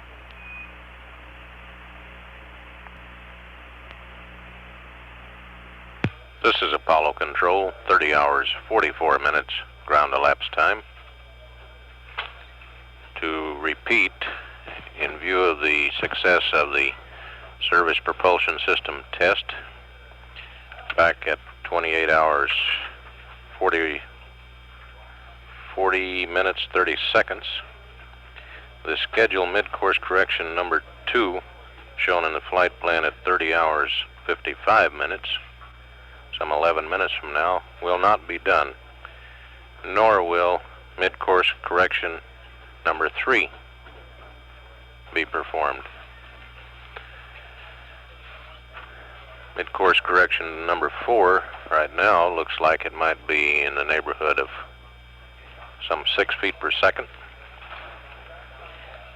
Apollo 15 is now 120,487 nautical miles out from Earth, approaching the moon at a velocity of 4,656 feet per second.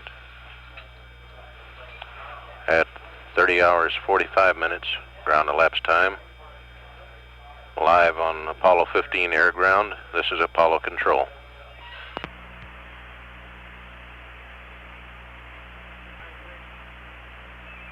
Apollo 15, select Omni Charlie and stow the high gain, please. Roger, Joe, Omni Charlie, and stow the high gain. Roger.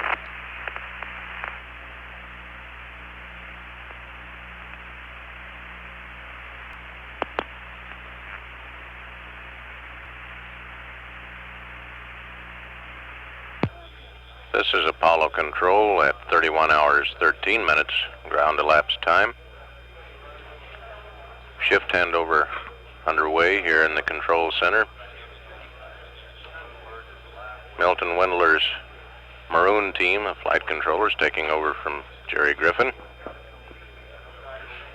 We're estimating change of shift briefing right at 4 o'clock or a few minutes thereafter in the main auditorium at Manned Spacecraft Center. Meanwhile, Apollo 15 is 121,800 nautical miles from Earth, traveling at a velocity of 4,614 feet per second. Some 3 hours and 10 minutes ago, at 28 hours, 3 minutes and 14 seconds ground elapsed time, the spacecraft was equidistant from the Earth and the Moon at 113,040 nautical miles.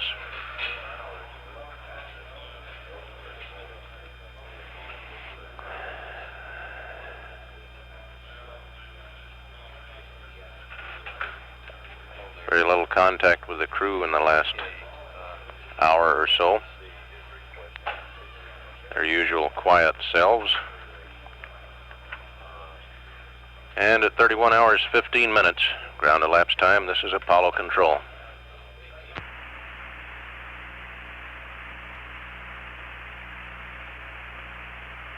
This is Apollo Control again. Some numbers now on the check of the service propulsion system back at 28 hours 40 minutes, 22.5 seconds actual ignition time. We got a delta V, or velocity change, of 5.3 seconds, which was within a half a foot of the desired velocity for Midcourse 2, which was not scheduled for another 2 hours after the SPS check.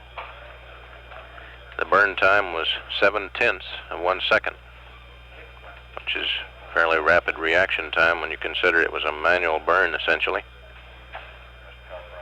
At any rate, this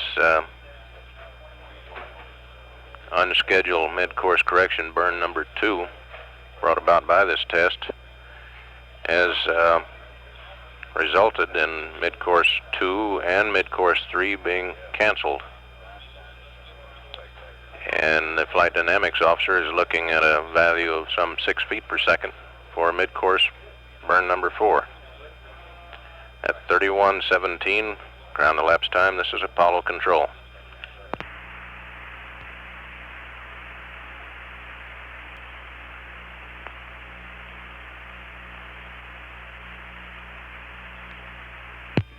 This is Apollo Control at 31 hours 41 minutes. The change of shift news conference will begin momentarily in the MSC auditorium. We'll take the air-ground off the release line now, tape during the conference, and replay any conversation after the news conference.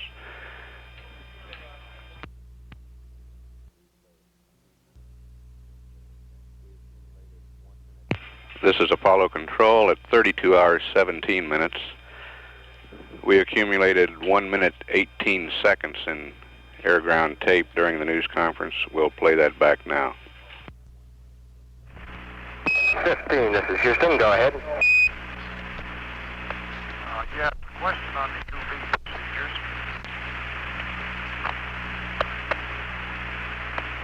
Say again, which procedures? You're coming in very weak. 15, this is Houston, standing by for questions on UV procedures. Okay, Carl, maybe we can get an answer on board. Stand by.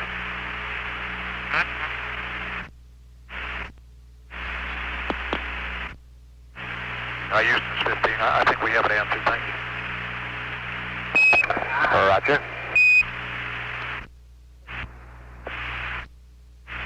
Houston 15. 15, this is Houston, go ahead. Hey, with the section photo test here, we have a call for a PCM cable, and the only ones we have on board will not reach the connectors over by the right-hand grid shelf. Do you have any suggestions on how we can get the DAC connected to the PCM? That's a good question. Stand by. Okay.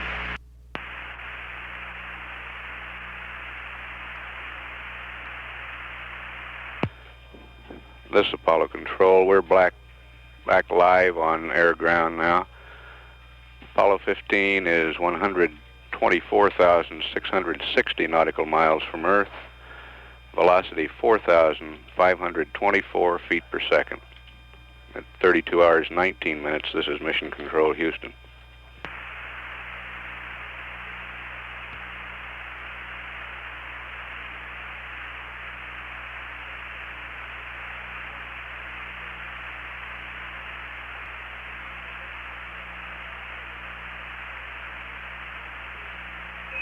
This is Houston.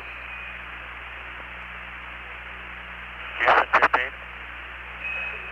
I guess we have to agree with you that that cable doesn't reach all the way over to 227, and the request down here is that you voice record shutter opening and shutter closing on the DSE.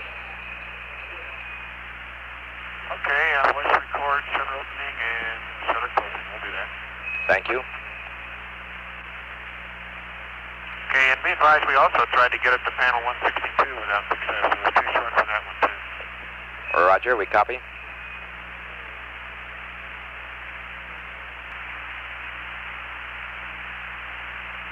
"15 Houston, we'd like to have Omni Delta, please."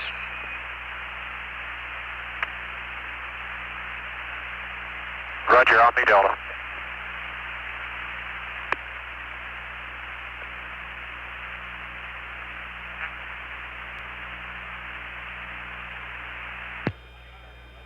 This is Apollo Control at 32 hours 51 minutes. It appears that the crew is running behind the flight plan approximately 15 minutes at the present time. The flight director reports that they may be able to make this up prior to the scheduled TV time at 33 hours 45 minutes elapsed time. That's 6:19 Central Daylight Time. However, we're unable to determine that at present, and the possibility that does exist that the television transmission will begin late. Apollo 15 now 126,083 nautical miles from Earth. Velocity 4,480 feet per second. This is Mission Control, Houston.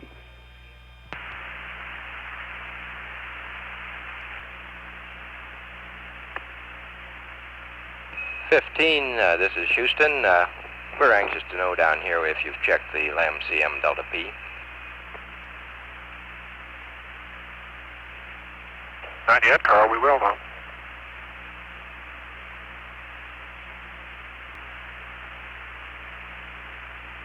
Okay, Houston 15. 15, this is Houston. Okay, the LM CM Delta P is now plus 0.8, and I guess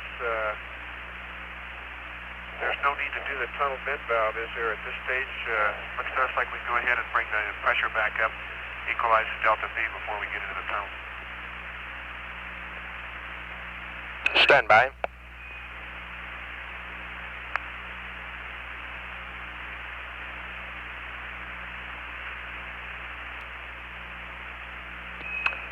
This is Houston.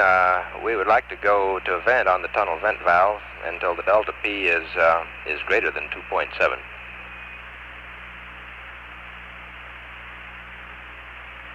Okay, we'll do that.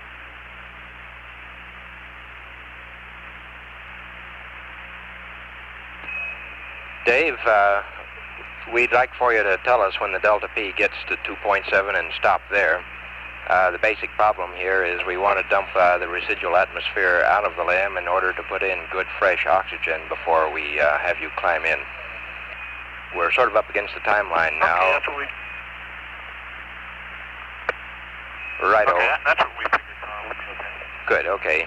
Don't go below 2.7 Delta P there. Roger.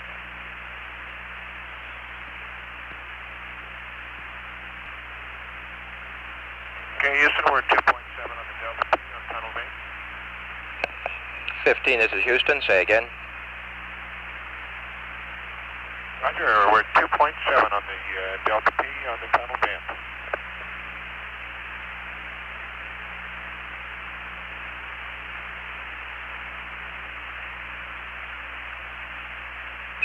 This is Houston. The number that we need now, since the cabin went up, is we need a Delta P of 3.1. We have to vent the tunnel. Delta P at 3.1. Oh, say it again. 15, we'd like Omni Bravo. Yeah, Roger, Omni Bravo. And what was your last after you said you wanted 3.1 on the left tunnel band? Stand by on that one.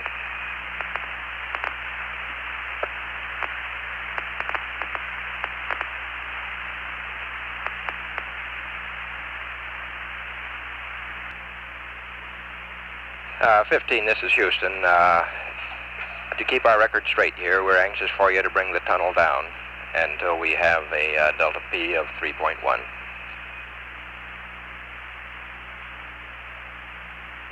Roger, Houston, that's in work, and we're up to 2.9.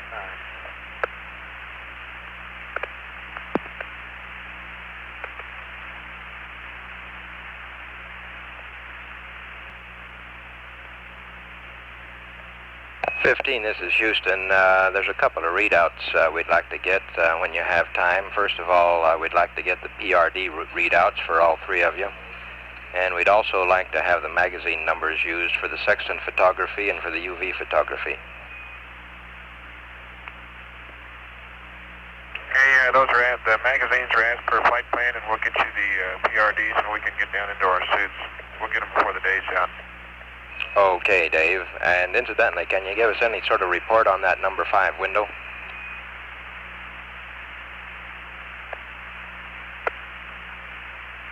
Looks clear.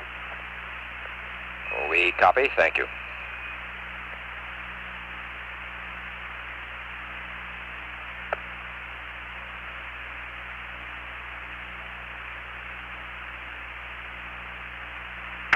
Houston, the Delta P is hanging right at about 29 to 3.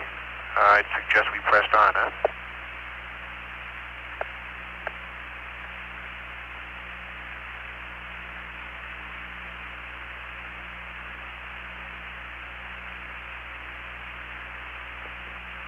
Stand by on that, Dave.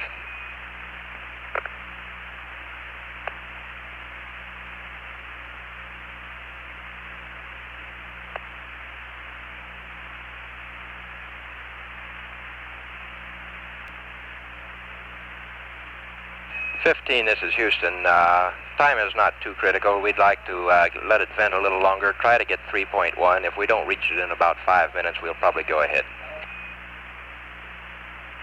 Okay, understand.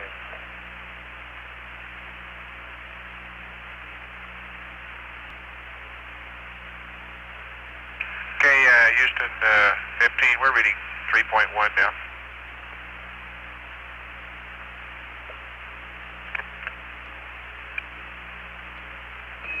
Houston, that's excellent. I guess we can go ahead with pressurizing the LM. Okay.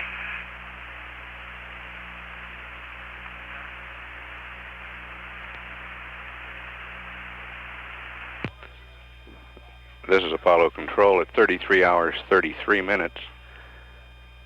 The Apollo 15 crew has picked up some time in the flight plan. We're unable to determine at the moment whether the TV will be precisely on schedule. However, Flight Director Milt Windler says that it could be, and if there is a delay, he believes it will be less than 10 minutes, less than a 10-minute delay. Apollo 15 now 127,861 nautical miles from Earth, traveling at a velocity of 4,427 feet per second.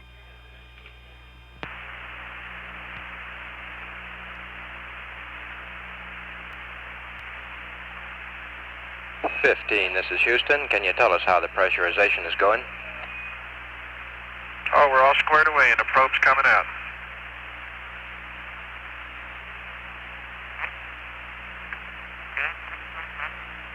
Roger, and if you could give us the high gain angles there, we'd like to get that going. Okay, we'll set them up.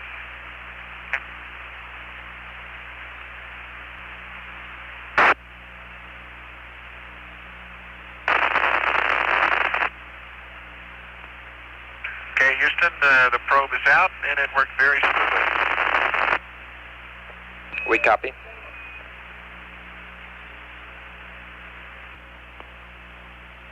"15 Houston, we'd like to have narrow beam, please."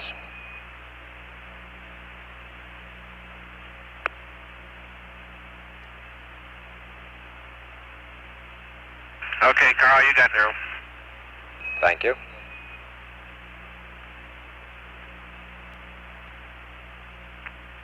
Alright.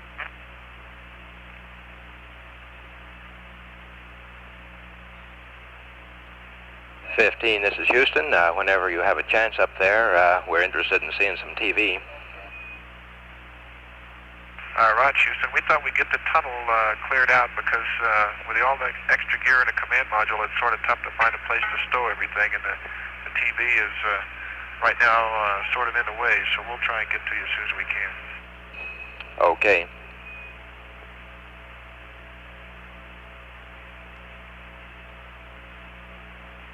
It's a new world in this command module with all these extra boxes and everything.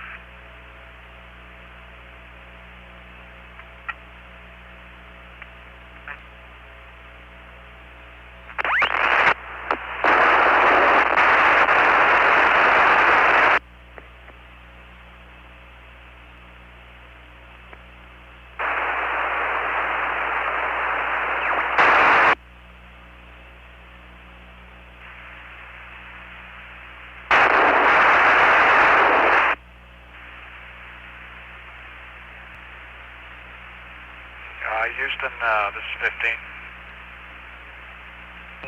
15, this is Houston. Go ahead. Roger, we had an AC bus 2 light and a main bus B undervolt. Voltage looks good, and the AC bus 2 looks good. Reading 28.5 volts on main bus B, and AC bus 2 looks good. About that time, we had a loss of S-band. I don't know whether it was coincidental or not. We copy.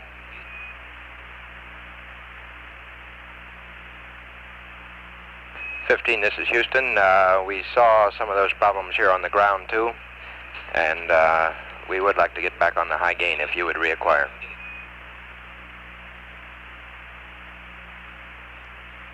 Okay.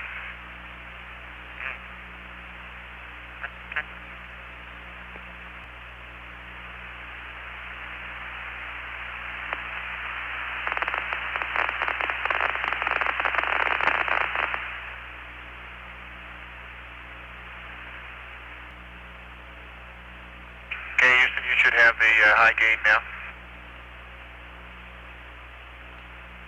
Roger, 15. Give us narrow beam, please.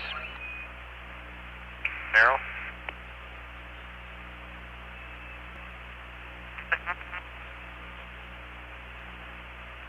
Okay, Houston, the LMP is in the limb. Houston copies. And how's your high gain? High gain is perfect. Okay. 15, this is Houston. Could you give us a description of any actions you took when you had that electrical glitch?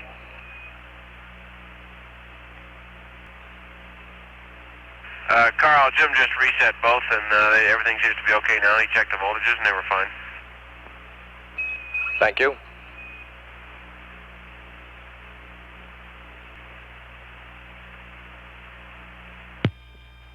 We're getting a black and white picture now. It should be coming up color soon. 15, this is Houston.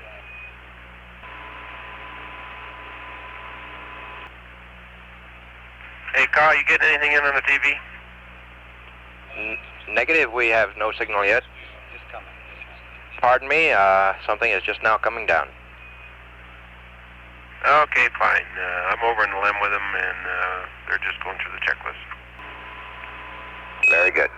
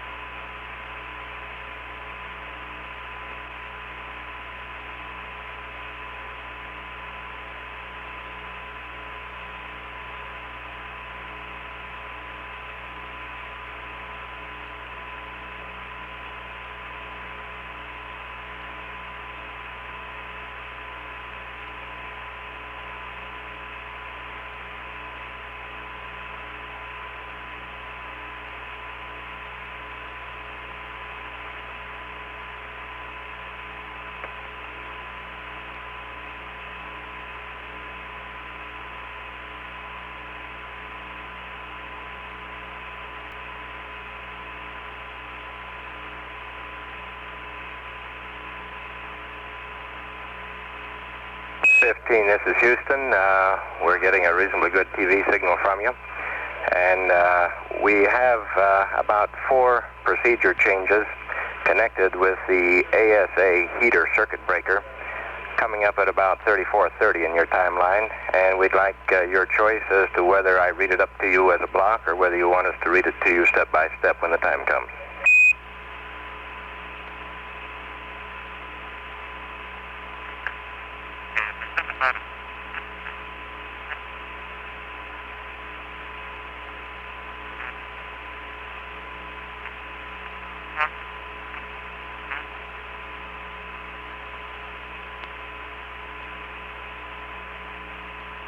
Houston 15. Hey, Carl, how about waiting until Jim and Dave get on comm and then read up the procedure? Roger. If that's satisfactory, let's do it that way.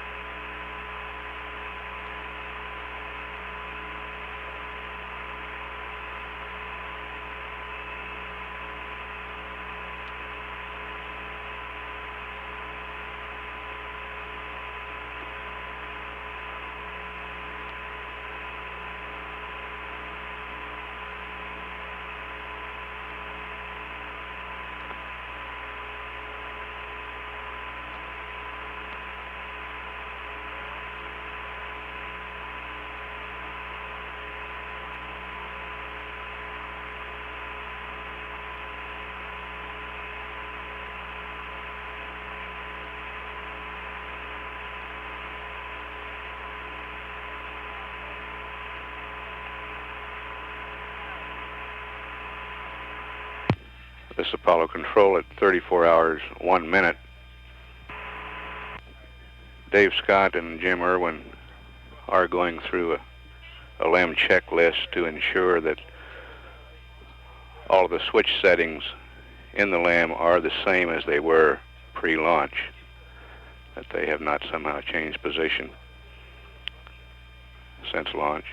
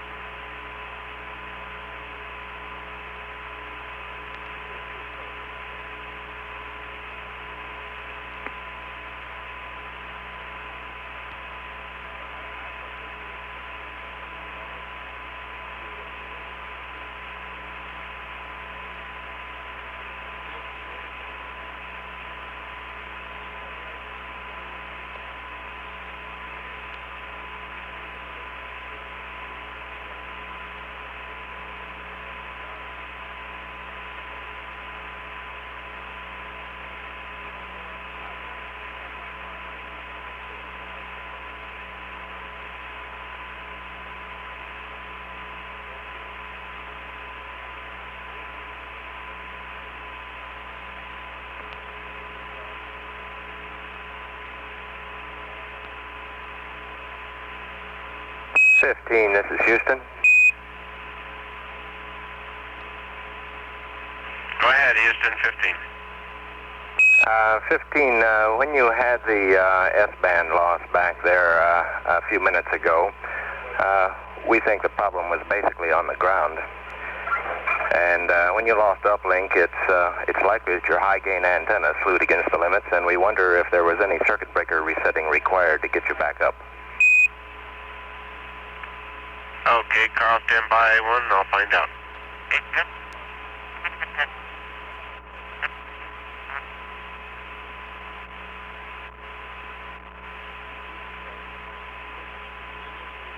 Negative, Houston, no circuit breakers were reset. Very good. And now we're getting a real good picture down here. Okay, Carl.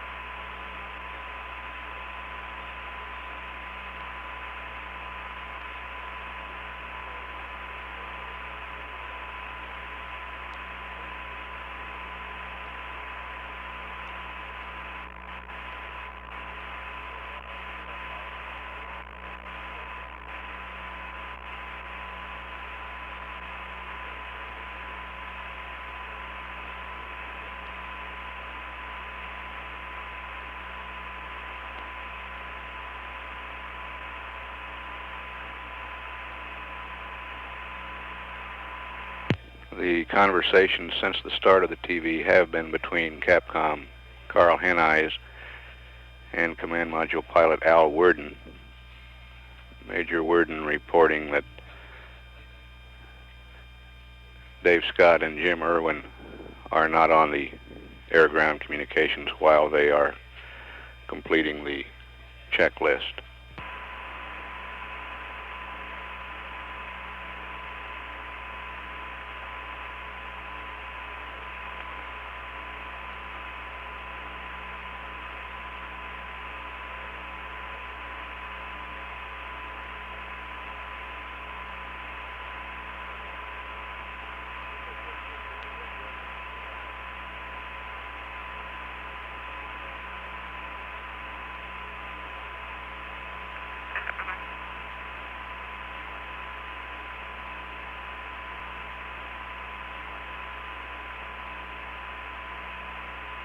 You can get brief glimpses of Dave Scott from time to time on the left, his head coming into view now.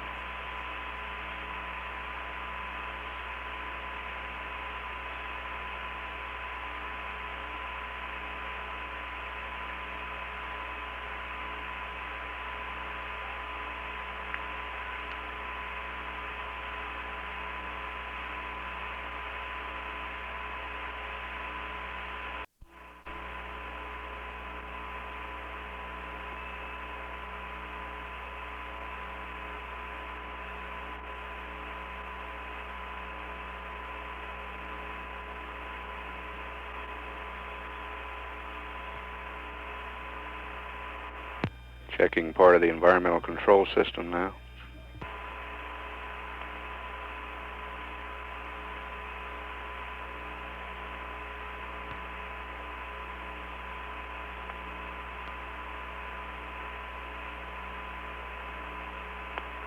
15, the TV picture is beautiful, and we're going to give that cameraman an honorary union card.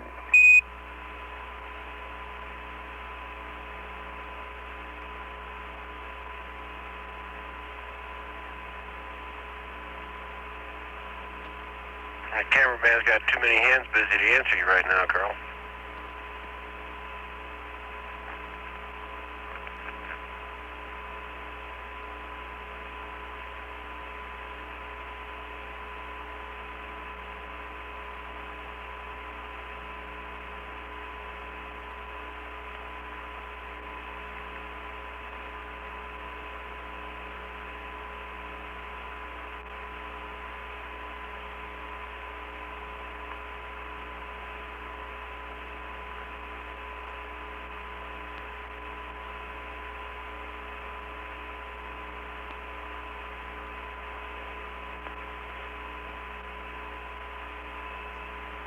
We're getting a look at Jim Irwin now.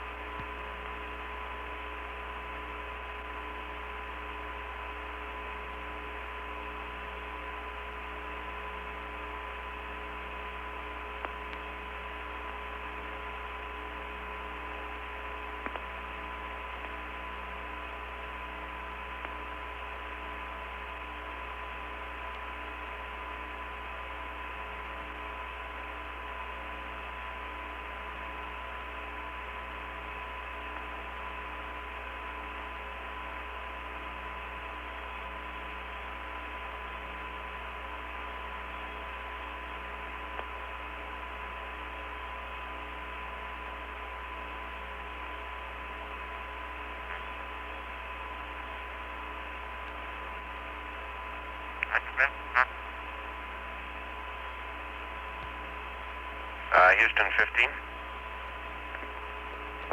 15, this is Houston. Okay, give us a time hack, would you, Carl, please? GET. Roger, we're counting up to 34 hours, 11 minutes, and 50 seconds. 4, 3, 2, 1, mark.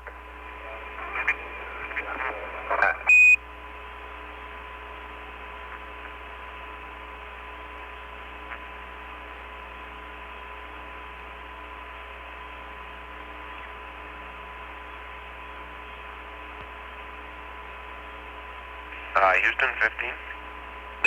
15, go ahead. Raj, if you're ready, Dave and Jim are ready to activate the comm now. Roger, did you get that time hack okay? Yes, sir, sure did. Thank you.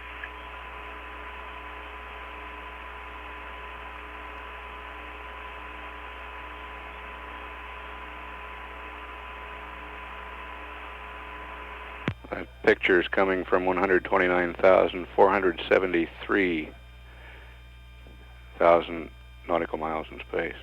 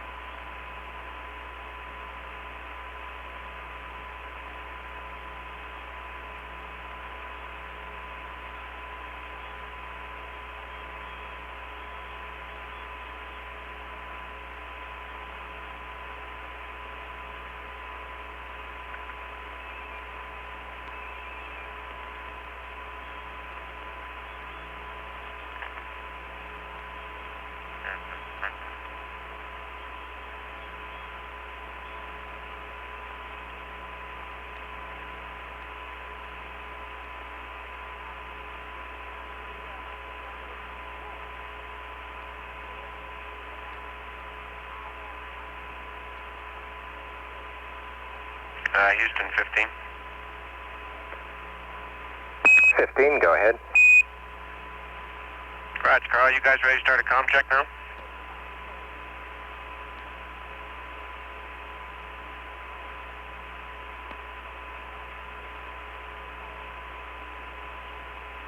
Roger, we're ready down here for a comm check.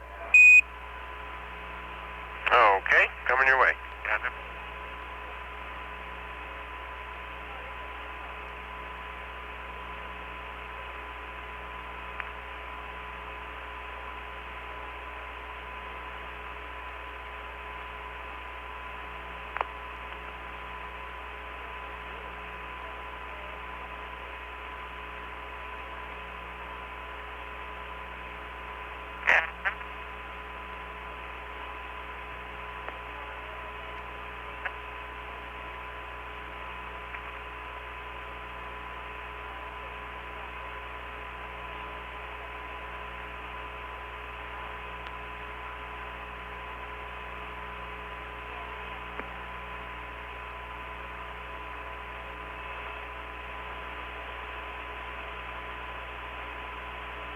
That looked like Al Worden coming through the tunnel there.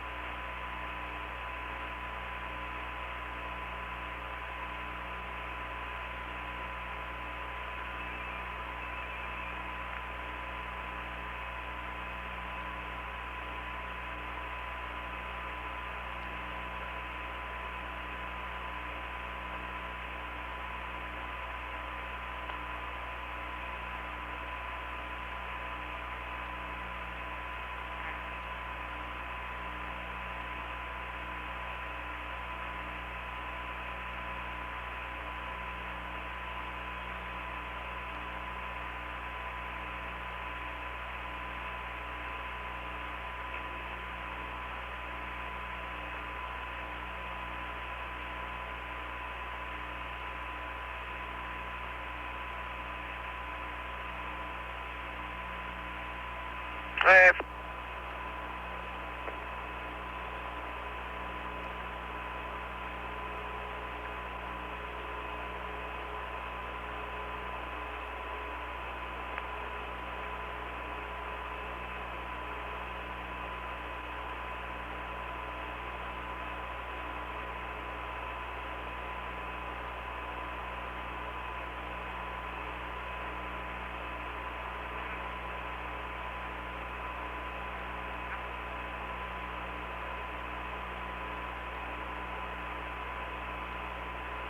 Falcon, this is Endeavor reading you 5 square on 2 point speed.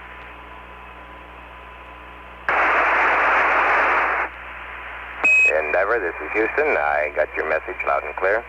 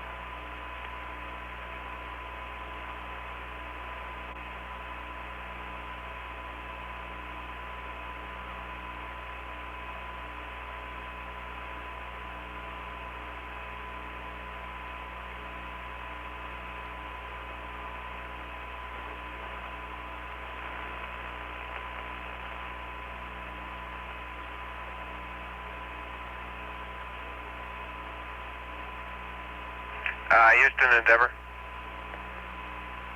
Endeavor, this is Houston. Go ahead. Roger, Carl. Jim's been calling you on SPN. Sorry about that. They're just telling me here that we do have some problems and we need to stand by for a few more minutes. Okay, I understand. Stand by for a few minutes before we try again.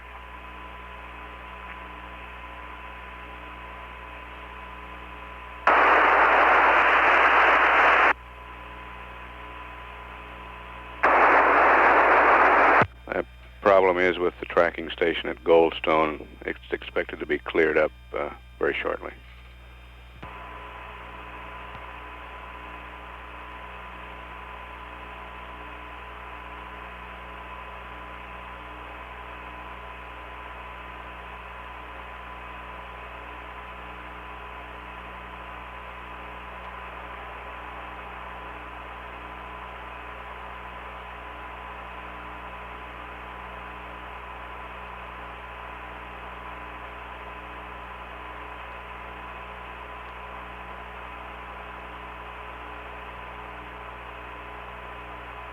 Goldstone is ready now.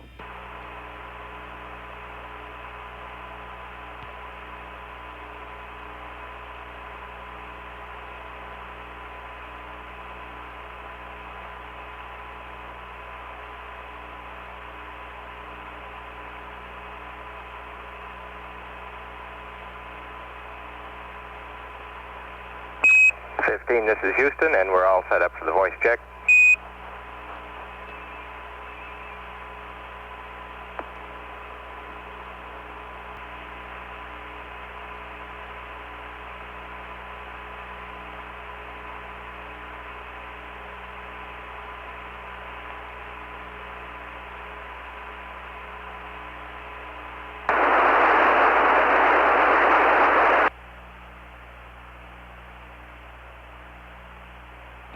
Houston is now configured to go along with you on the voice check.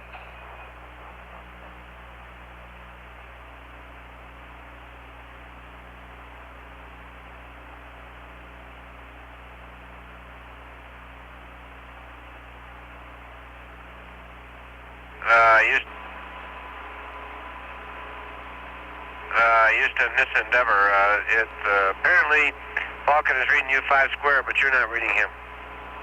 That's correct. I've had no messages from Falcon. Okay, he has been calling you, Carl.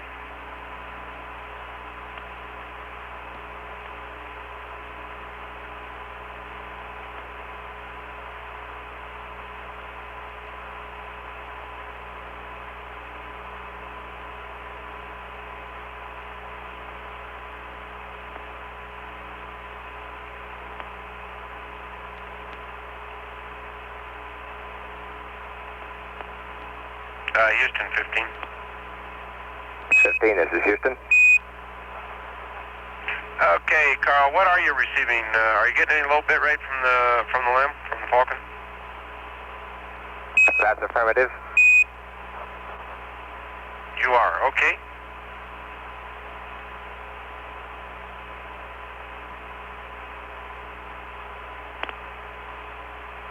Houston, this Endeavor, be advised, Falcon's going high bit rate, and we'll give you another call.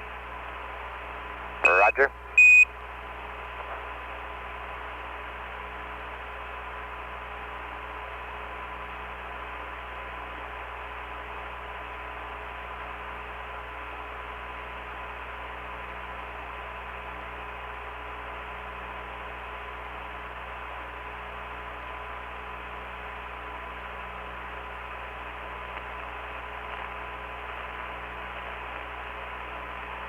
Falcon, this is Houston. How do you read?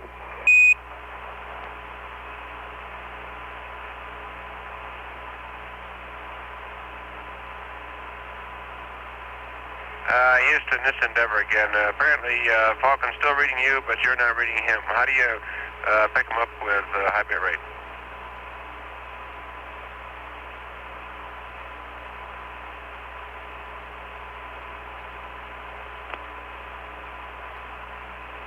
Endeavor, Houston is getting the high bit rate data okay, and we'd like to have you hold this present configuration while we think a bit. Okay, Carl.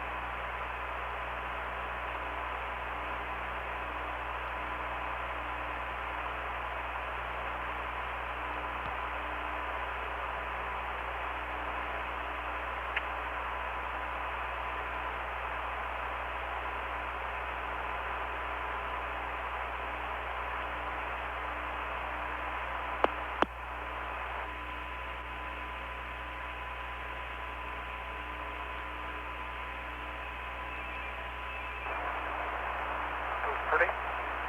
Say again? On those pretty little things? Oh boy, navy blue, yeah. Colorful. Too bad they don't work very well.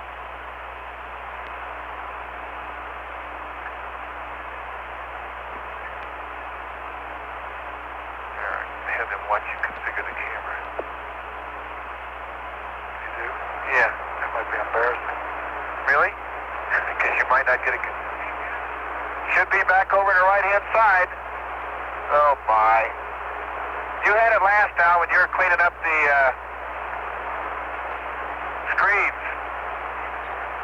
I put it in that compartment there, Al, just above the emergency medical kit. Compartment above the emergency medical kit. 15, this is Houston. We're reading you on Vox.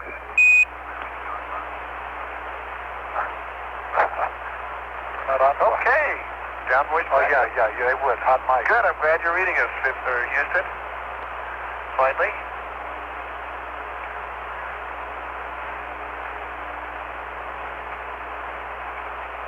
we coming through the loud and clear now, Carl? Roger, Falcon, you're coming through loud and clear.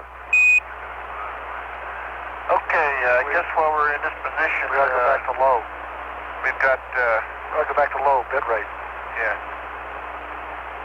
One little problem we ought to discuss with you before we go on. It seems that somewhere along the way, the outer pane of glass on the tape meter has been shattered. I don't know whether you can get a picture of it on the TV or not. We'll get Al to try and zero in. But about 70% of the glass is gone. The inner pane of glass seems to be okay. There's no apparent damage to the tape meter itself. It's sitting on 520 and 482. But I don't know whether you can see it or not, but I'll trace the area which is missing. My finger here. And it looks like the pieces we found, I found one piece that's almost an inch in size, and there's some smaller ones around. We'll try to pick it up with a tape and then get the vacuum cleaner later on to get it all up. So far, that's the only obvious discrepancy we've found. Roger, Dave, we're reading you loud and clear. Can I go back? Okay, back to low bit rate. Let's try that. Yeah. Camera's configured, Dave. Okay? Except for the mag.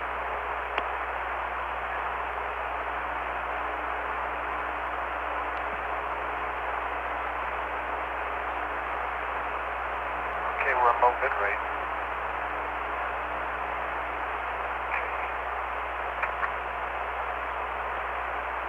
Houston, how do you read Falcon on low bit rate?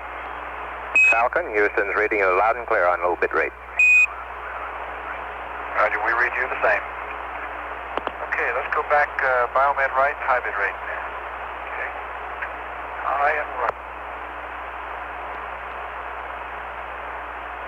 Houston, this is Falcon on high bit rate with biomed right. How do you read? Roger, Falcon, we're reading you loud and clear.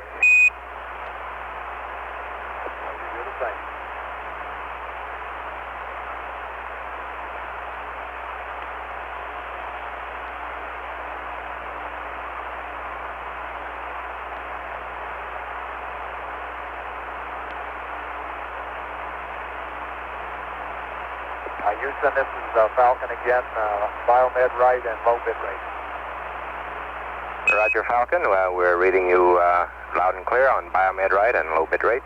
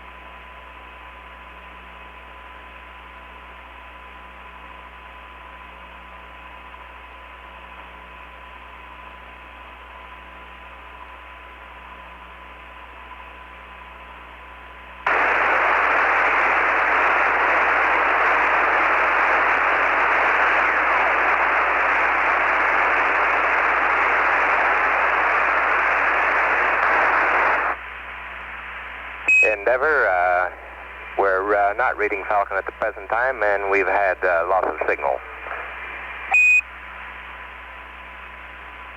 Houston, Endeavor, Roger, understand, and I wonder if you just got that last piece on the TV there. It was a piece of gray tape with some glass on it came out of the tape meter. We're getting a very good picture of it, thank you. Roger. Houston, this is Falcon, how do you read? Falcon, this is Houston, reading you loud and clear. How else?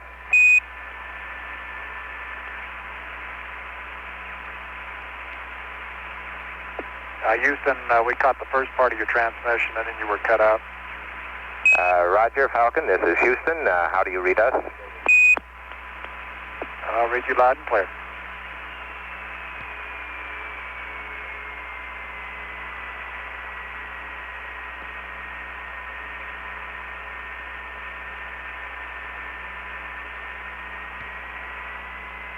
Okay, Houston, we're in PCM high. How do you read? Roger, Houston is reading you loud and clear. And did I understand PCM high? That's affirmed.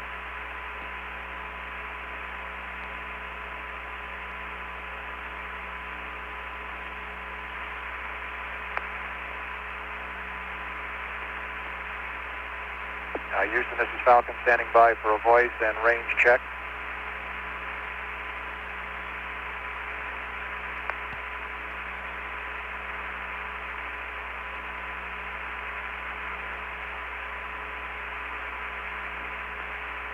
Roger, Falcon, we're ready for step 8.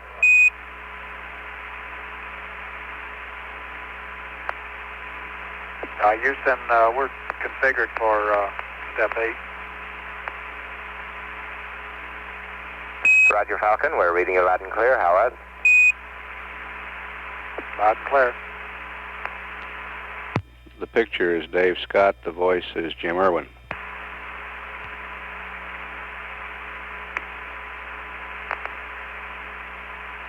ED voltage reading 37 on both.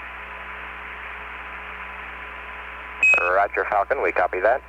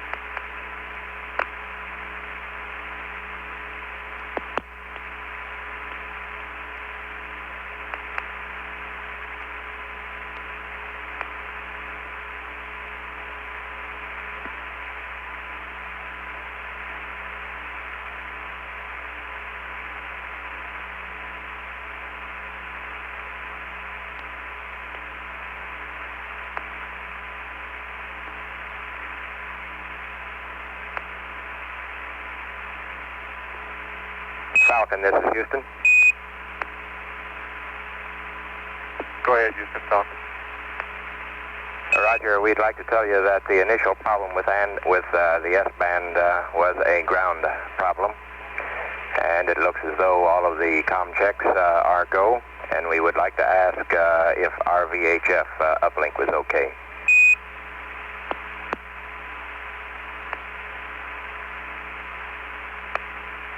Okay, VHF A and B both checked out with Endeavor loud and clear. And since we don't have anything other than the sequence camera to check out here, we're going to check that out and then power down and take care of the rest of the housekeeping without the power.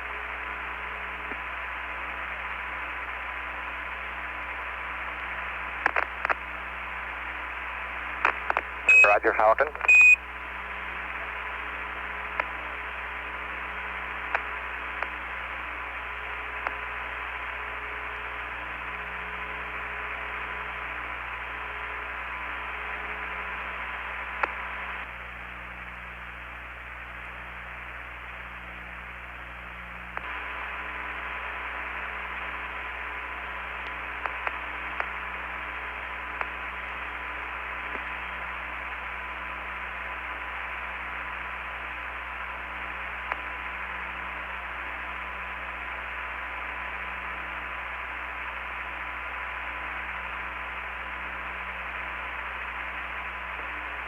Falcon, this is Houston. Go ahead, Houston. Be advised that we have had an excellent TV show here and that you can secure it as you like. And I'd like to remind you that we have an update to the LM contingency checklist that we need to make before you leave the LM. Okay, we'll take that over in the command module, Carl. We'll go ahead and power the LM down now and clean up the housekeeping and see you on the other side.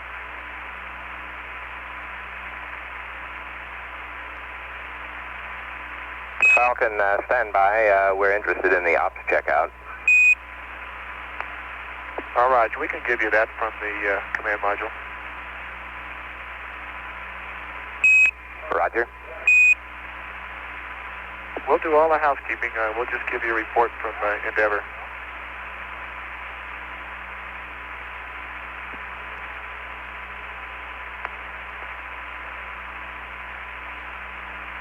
Falcon, that all sounds good, and only one other matter, and that's the docking index angle as you go back through. All right, we checked that. It was plus 0.1. We copy.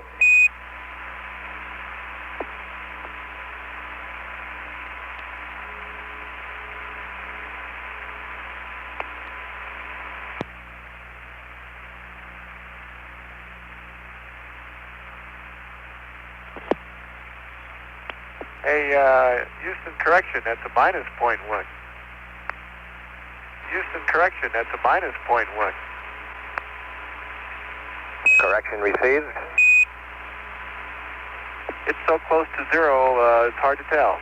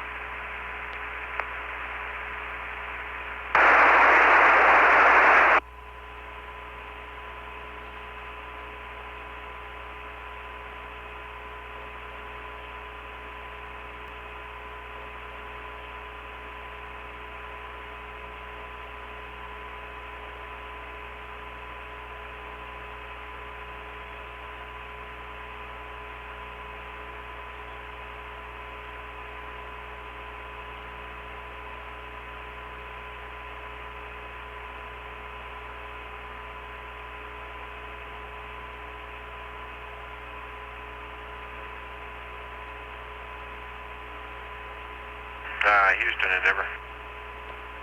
Endeavor, this is Houston. Okay, Carl, I'll go ahead and secure the TV now. Very good.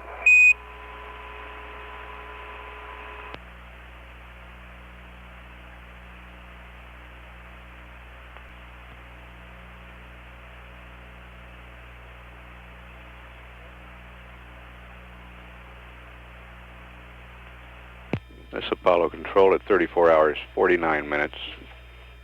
That television transmission duration was 49 minutes, 6 seconds.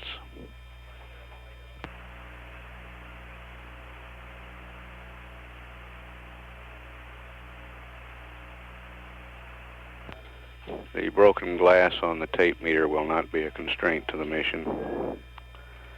The tape meter is the instrument on the lunar module that shows altitude and altitude rate during the landing sequence and range rate during the rendezvous sequence.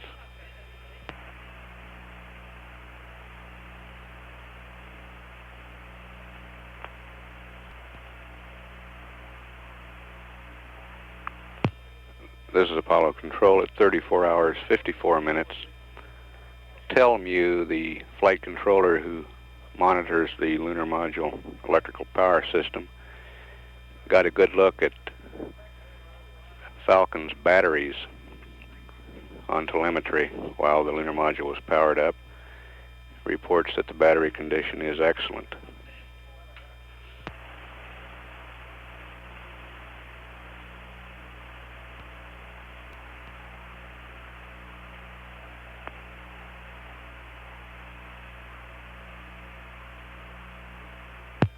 This is Apollo Control at 35 hours 3 minutes.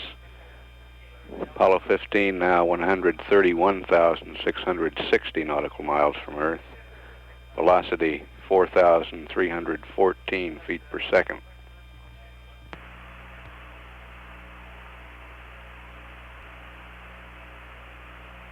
Houston 15. 15, this is Houston.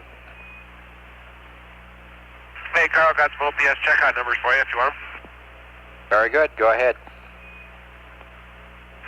Okay, Commander's OPS had a source pressure of 5,800, 5800, and a regulated pressure of 3.8. And the LMP's source pressure was 5800, and regulated pressure was 3.85. Roger, Houston copies. Roger. That was Al Worden giving that report.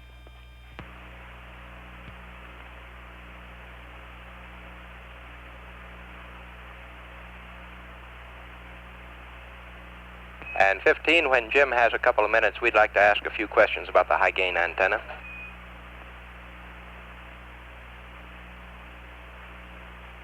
Okay, he's off the headset right now, Carl. I'll get him as soon as I can. Okay.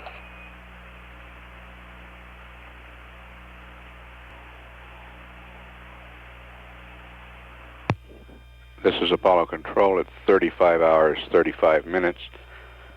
Apollo 15 is 132,936 nautical miles from Earth, traveling at a velocity of 4,278 feet per second. We'll continue to stay up live, monitoring for any air-ground conversation.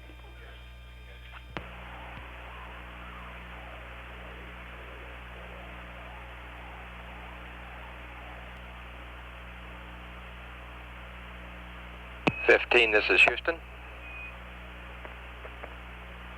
Hi, Carl.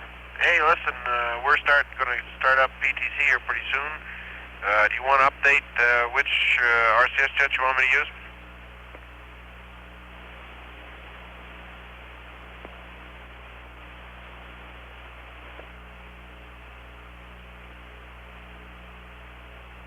use? Stand by on that, Al.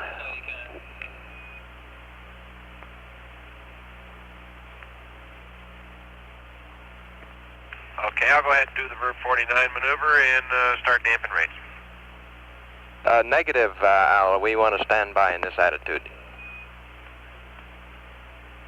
Oh, okay. We are thinking real hard down here about your AC glitch and its possible connection to the loss of comm.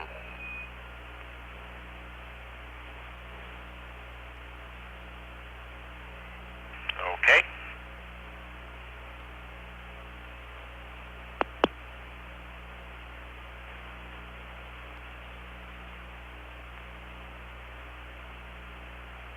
Whenever Jim is available, we'd be pleased to ask a couple of questions. Roger, Carl, you have to stand by on that. He's finishing up over the limb right now. Okay.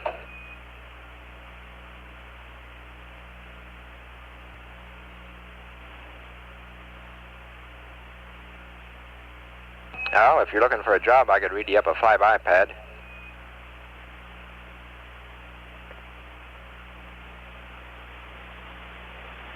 Okay, Carl, stand by one. Okay, Houston, this 15. Go ahead with the pad, Carl. Roger. Purpose is flyby. SPS GNN 66655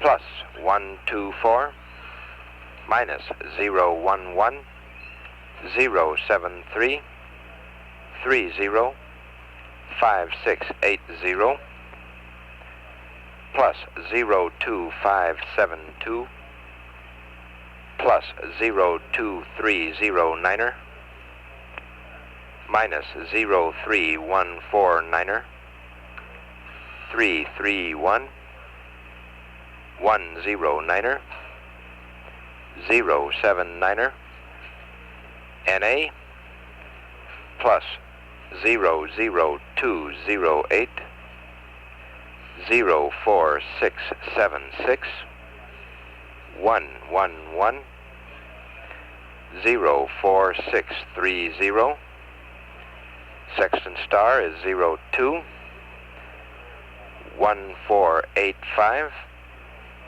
264, boresight star is NA, latitude plus 1332, minus 17404, 10987, 36170, 1705957, GDC aligned stars, Vega and Deneb, 209er, 009er, 349er, no ullage.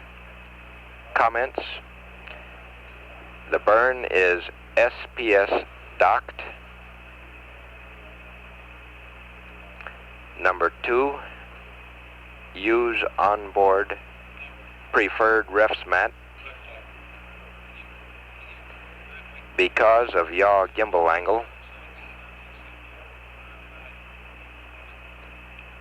Number 3, limb weight is 36220, and that's all.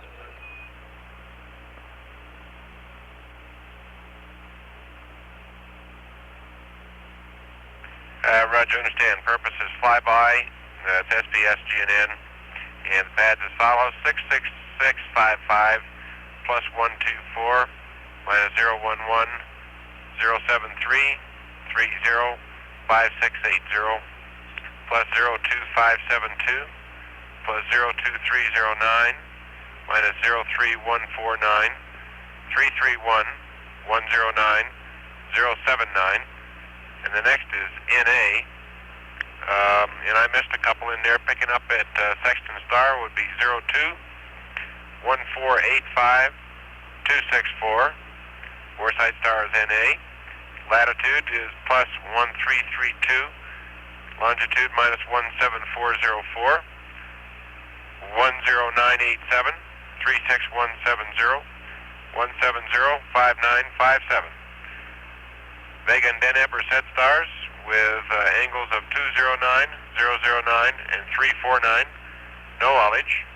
That'd be SPS, docked burn. Use a preferred refs mat because of the yaw gimbal angle. And the LM weight is 33260. The LM weight is 36220.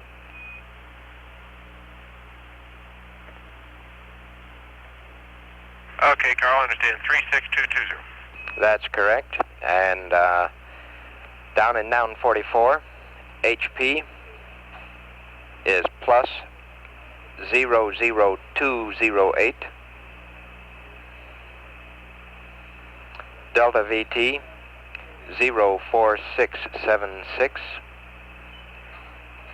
Burn time 111. Delta VC 04630. Roger, Carl, I understand. HA is NA, HP is plus 00208. Delta VT is 04676 with a burn time of 111. Delta VC 04630. Roger, that's all correct. Okay.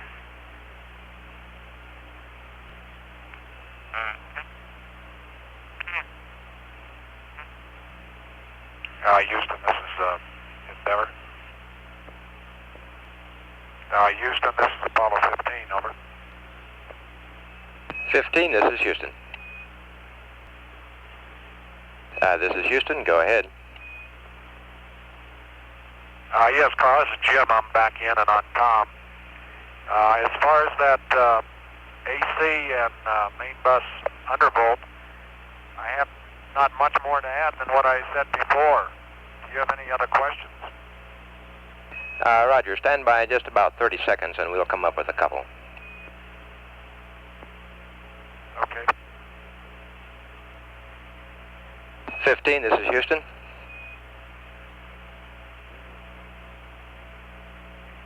Go ahead, Carl. Jim, we've been doing a lot of thinking about that AC glitch down here, and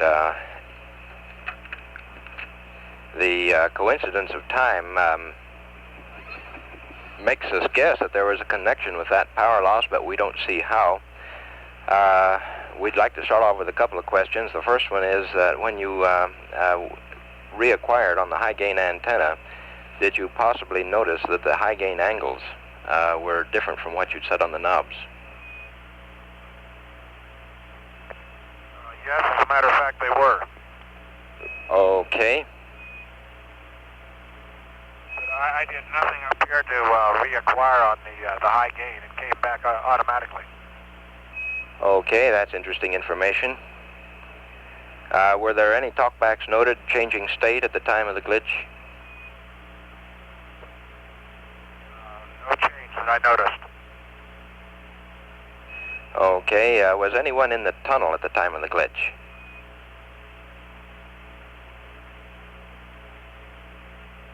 Say again about the tunnel, Carl.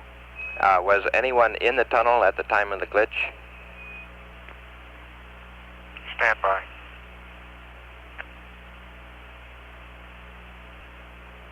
Okay, Carl, Al was in the tunnel, but there were no electrical connections being made at the time.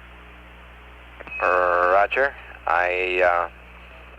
I guess a follow-up question then, and you've probably answered it, is was there any unusual activity associated with the tunnel umbilicals?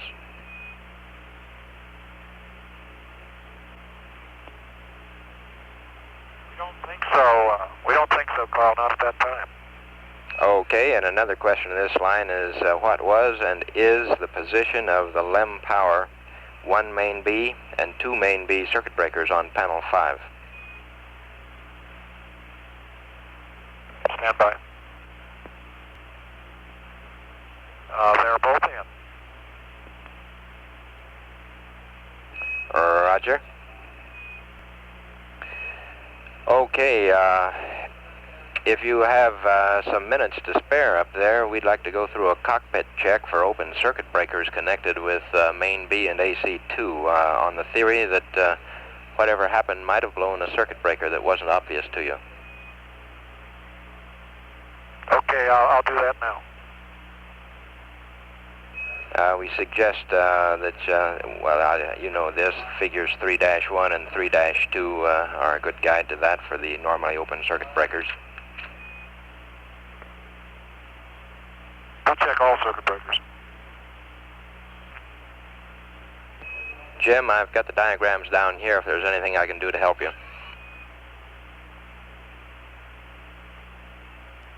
Okay, we'll look around. Carl, is Jim. Go ahead.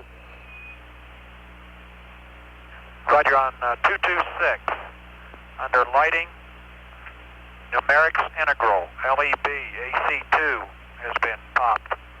Well, I believe it's popped. I would think it'd normally be closed now. Roger, Jim. We confirm that that is normally closed. Okay, it looks like it might be the problem. 15, this is Houston.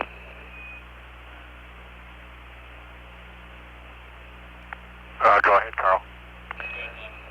When you're through checking the circuit breakers, we have a little procedure we'd like to go through here as a further check. Okay, did you want me to continue checking? I figured after I stand by.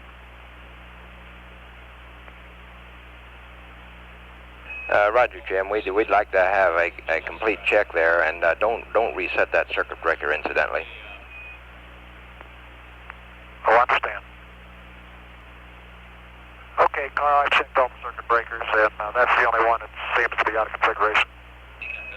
Okay. Okay, very good. What we're going to do, Jim, is to drop the uplink and see what happens. And just to clarify the communications glitch that we had, the ground station lost a power amplifier, and we lost uplink to you. There was apparently no loss of downlink. So what we want to do now is to drop the uplink and see if it creates the same glitches as you got on the AC bus that time. In view of your circuit breaker being out, we don't think there's a connection, but we'd just like to have this final confirmation. And okay, we're standing by. To start the procedure here, we'd like to just double check that that the dials for the high gain antenna are setting at pitch -30, yaw 276. Yes, that's correct. Roger, and verify that we have Yaw, auto. yaw is really a... Go ahead. Yes, we're in track auto. We'd like to have auto and narrow. Yaw is... pitch is -30, yaw is 270, and track is auto. Roger, Jim, and what we're going to do now is to drop uplink for 20 seconds, and you are to read out and record the high gain antenna dials and any changes that occur there. Then we'll bring up the uplink, and at that time we want you to reacquire high gain antenna on auto narrow. Okay? Okay, right now the yaw indicator is reading about 280.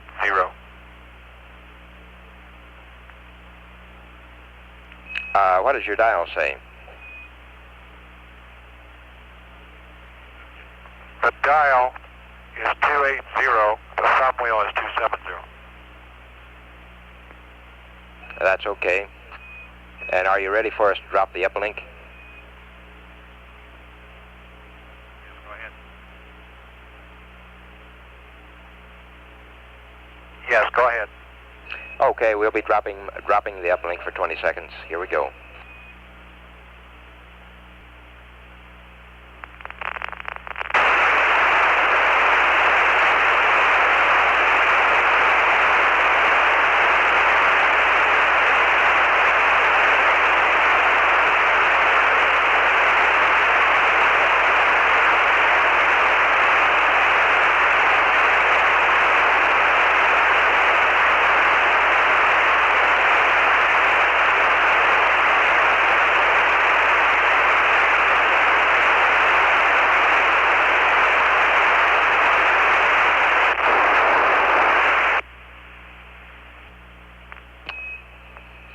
This is Houston. How do you read?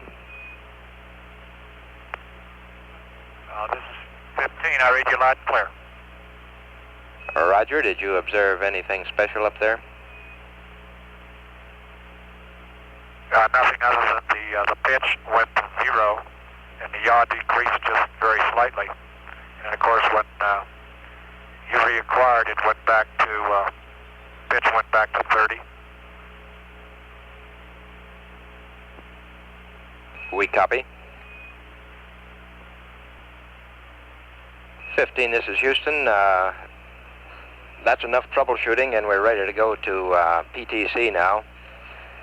And we'd like to have you use the A and D quads for damping, and use the B and D quads for spin-up. And we'd like to confirm that we are using a spin rate of 0.375 this time. We copied all that, Carl. A and D for damping, B and D for spin-up, and 0.375 for the rate. Roger. This is Apollo Control at 37 hours, 4 minutes. Apollo 15, now 136,611 nautical miles from Earth. Velocity 4,173 feet per second. We'll attempt to recap and summarize what we've been doing here the last hour or so, and some of these tests we've been running.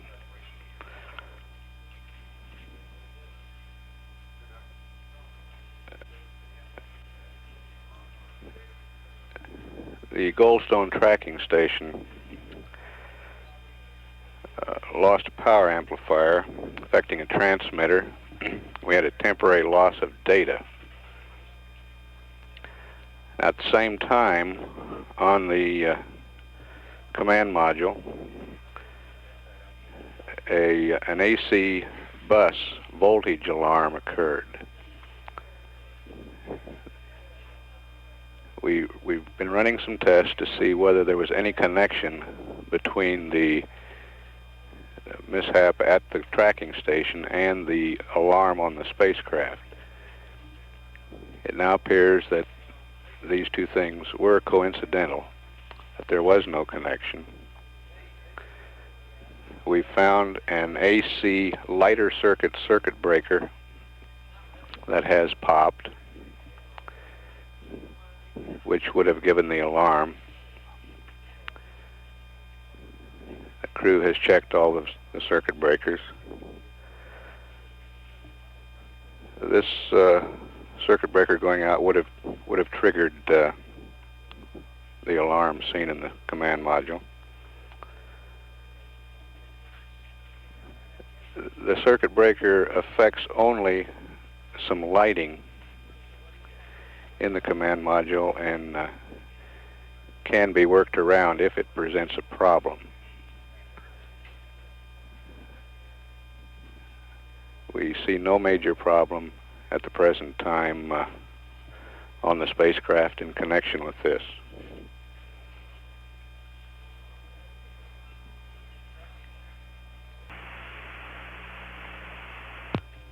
This is Apollo Control at 37 hours and 9 minutes.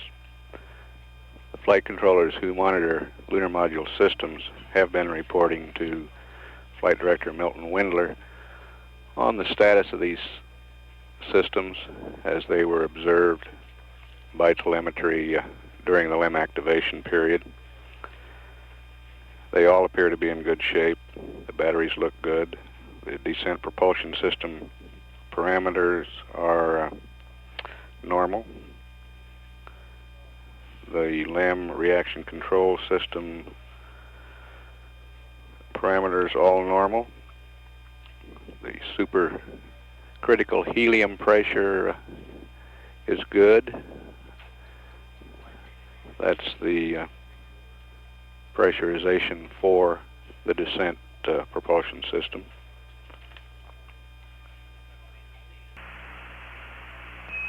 This is Houston. Your rates look low enough to go into spin up if all of your vents have been closed. Okay, Carl, I think we got everything closed and we'll go ahead and spin her up. Very good.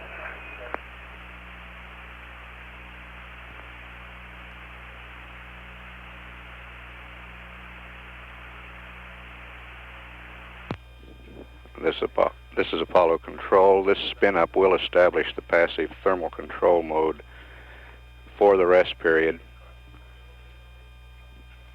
Spacecraft will be rotated at a rate. Please confirm that you're on Omni Bravo. That's firm, Carl. We're on Omni Bravo. Thank you.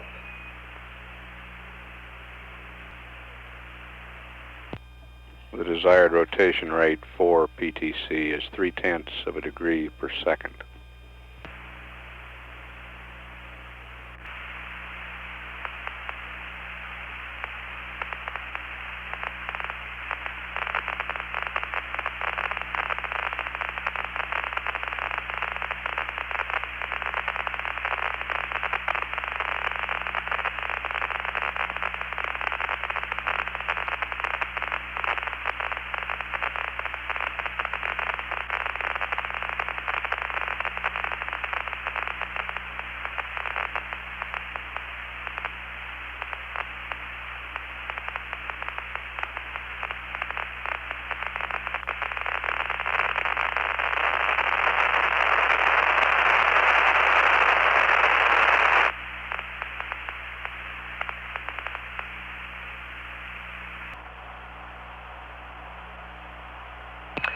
This is Houston. We have a readout down here that A1 jet is on. Could you confirm that? and if it is on, let's turn it off.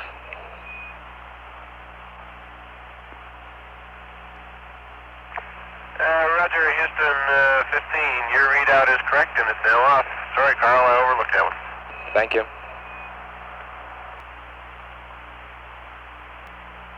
15, this is Houston. Your spin-up is looking very good to us. And when you have a couple of minutes to listen, we have a brief status report to send up to you. Okay, go ahead, Houston. We're standing by. Okay, in regards to your range rate tape meter, that is normally sealed in a helium atmosphere at 15 psi. And with that outer glass broken, this seal is broken, and the meter is now operating in 0 to 5 psi in an oxygen environment. We don't know that this has any effect on it, but Grumman is doing tests to show whether or not it's okay. Concerning the SPS, go ahead. Nothing, just going to say it'd be interesting to hear what they find out. Roger, we'll let you know.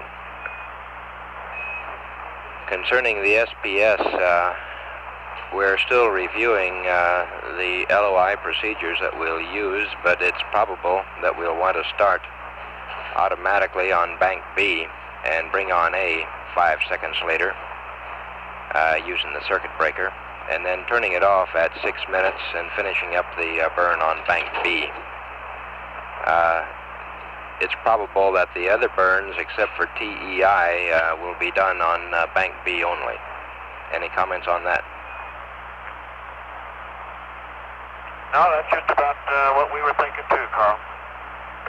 Okay. In the LM, the batteries and the SHE look in perfect shape.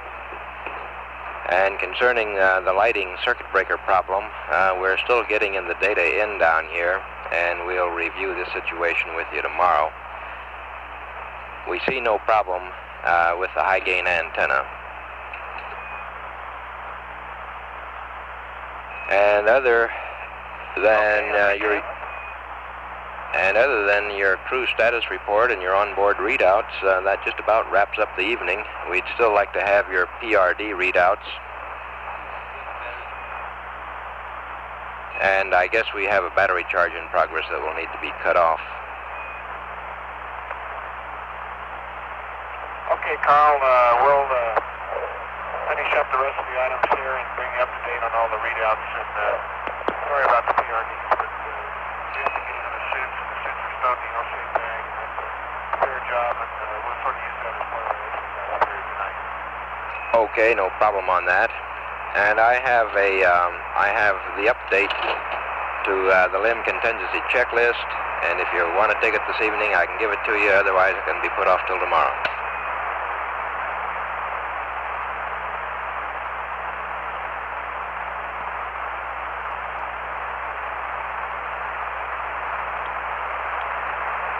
Okay, stand by.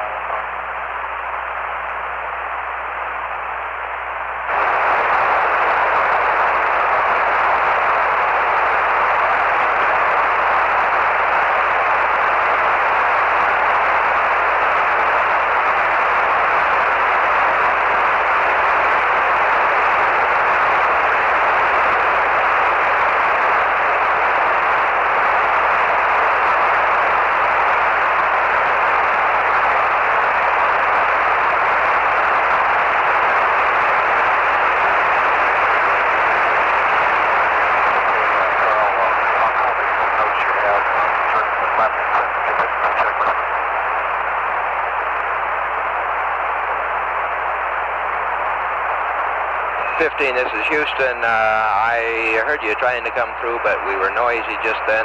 Hold off just a minute. Houston 15. Reading you better now. Go ahead.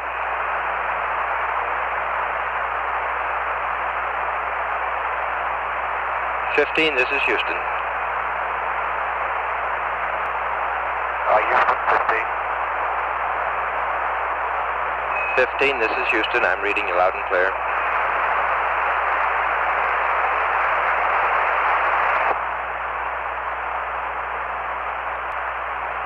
15, this is Houston. How do you read?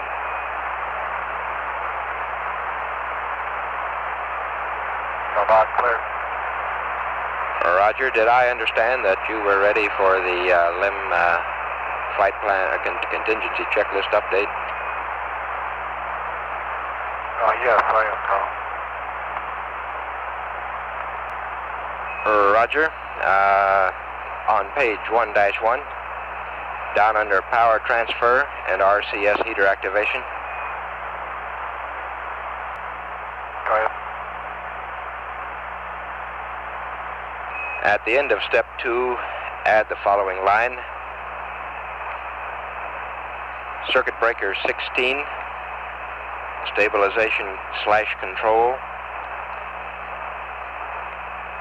ASA close. Okay, I copy that. Roger. On page 1-7. Under AGS activation. Okay. Standing by. Add before step 1. Verify ASA circuit breaker has been closed for 10 minutes. Roger, understand before step 1 to verify ASA circuit breaker has been closed for 10 minutes. Roger. The next one is page 2-5. And on that circuit breaker configuration, in the second row down, put a black dot under the ASA circuit breaker. Okay, I understand. And on page 2-13, under AGS activation and self-test, add before step 1, verify ASA circuit breaker has been closed for 10 minutes. Okay, I copied all that. Very good. That's all of the update. Okay, thank you, Carl.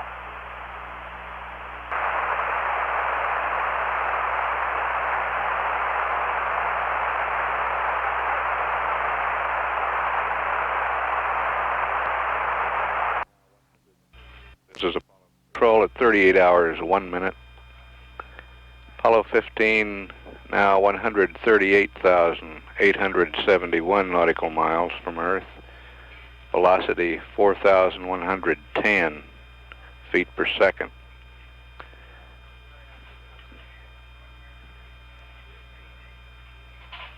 Guidance, Navigation, and Control Officer says it looks like a good PTC has been set up by Apollo 15. All indications point to that fact. However, he wants to watch it a little while longer to make sure that we're in the proper rotation.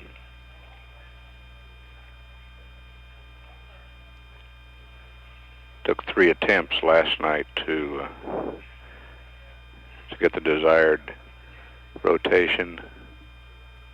However, historically, we've had problems the first night in setting up passive thermal control mode.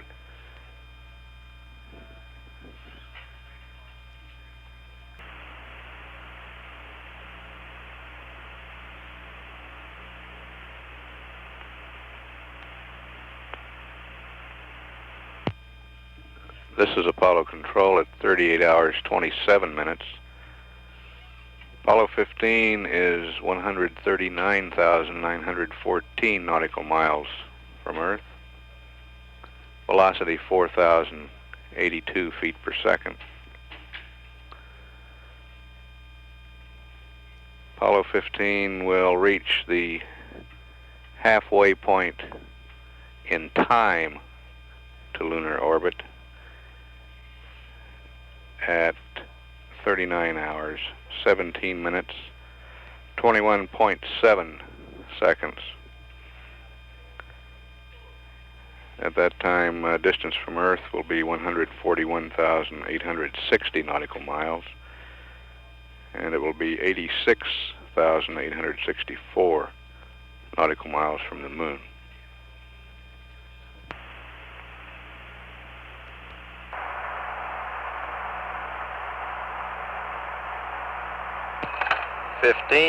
This is Houston. How are you enjoying dinner? Oh, it's just fine, Carl. Great, glad to hear it. Hey, we'd like to ask a question about that glass breakage in the LM. Did it shatter into little bits or just a few big hunks? How well do you think you got it cleaned up? Oh, I think we probably got about maybe 50-60% of what was broken, and it was broken into some pieces on the order of 3/4 to an inch in other little millimeter type pieces.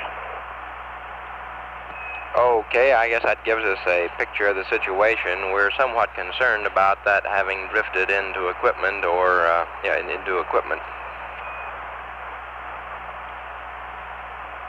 Okay, well, we looked around and picked up what we could with tape, and we took the vacuum cleaner over and ran it for quite a while to try and pull up what we could.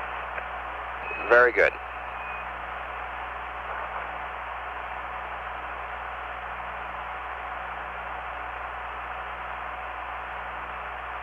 We don't have any idea why it broke. It didn't look like there was anything in the ISA which could have done that to the just the face of that meter. The ISA had mostly soft equipment. It was pretty well padded. Okay.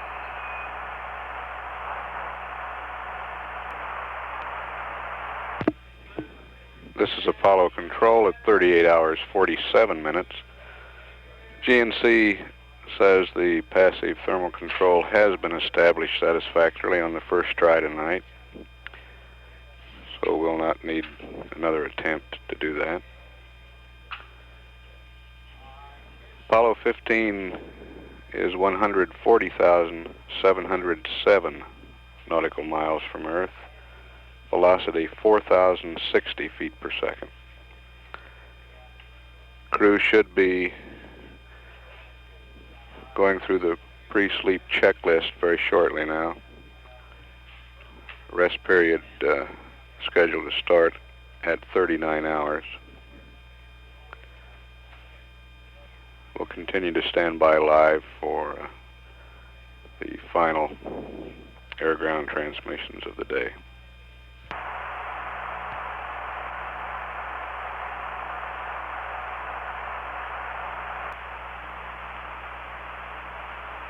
This is Houston. We're ready to terminate the charge on Bat A now. All right, Roger. Terminate charge on Bat A.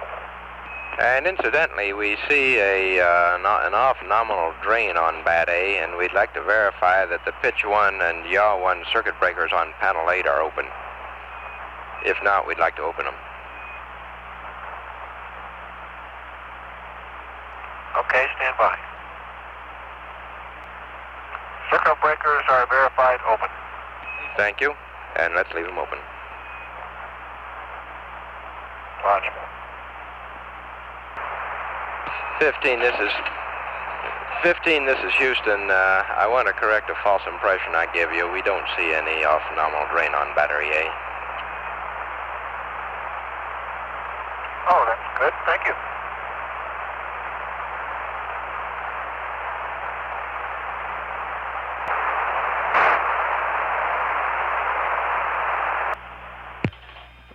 This is Apollo Control at 39 hours 15 minutes. Flight Director Glenn Lenny and his team of flight controllers are now preparing to take over in the mission control room, relieving.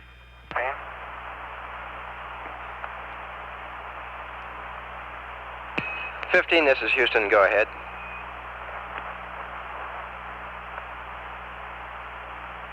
Okay, we have our pre-sleep checklist when you're ready to copy. Roger, 15, go ahead. Okay, crew status report. Everybody's in good shape. No medication today. The onboard readouts, bat C 37, pyro bat A 37.2, B 37.2, RCS A 90, B 89, C 91, and D 89. The fans are being cycled now. The water has been chlorinated. All the valves are closed. We're getting ready to pump up the cabin, and we'll give you an e-memory dump whenever you're ready. Roger, Dave. And one more thing, I've got the PRDs for you. Great. Go ahead. Okay, CDR is 23020. The CMP is 5008, and the LMP is 8008. Thank you, Dave. And incidentally, if you'd like to get rid of that Biomed Hornus, you can change off now, you know. Oh, that's in work right now. This is Apollo Control. We're estimating the change of shift news conference for 12:15 a.m. Central Daylight Time in the briefing room at the news center. Apollo 15 now 141,903 nautical miles from Earth, velocity 4,028 feet per second. 15, this is Houston. We're ready for the e-memory dump. All right, here it comes.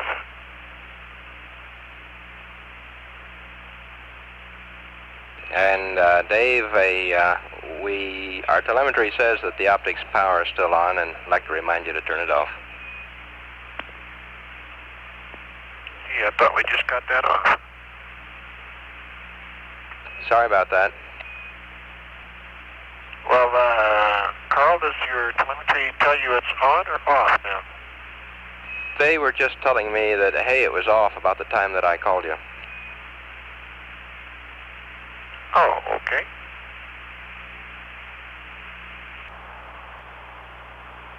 This is Apollo Control at 39 hours, 38 minutes. We've completed the shift handover here in Mission Control. At the moment, Flight Director Glenn Lunny is reviewing the status of the mission with each of his flight controllers. Our capsule communicator on this shift will be astronaut Robert Parker. A change of shift press briefing is scheduled to begin shortly in the MSC News Center auditorium.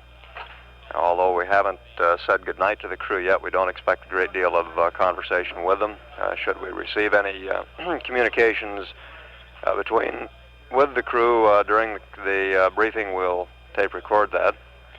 At the present time, Apollo 15 is traveling at a speed of 4,015 feet per second. The spacecraft 142,377 nautical miles from Earth.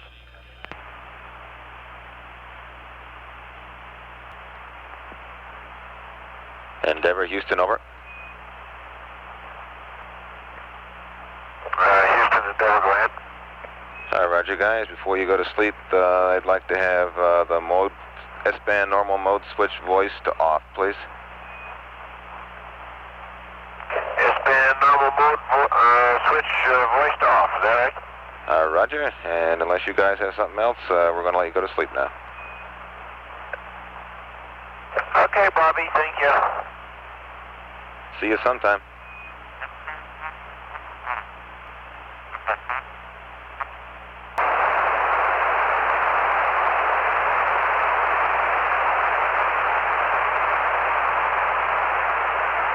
This is Apollo Control at 40 hours, 5 minutes. We said goodnight to the crew about 7 minutes ago at 39 hours, 58 minutes. During this sleep period, we'll take the lines down, come up with hourly status reports.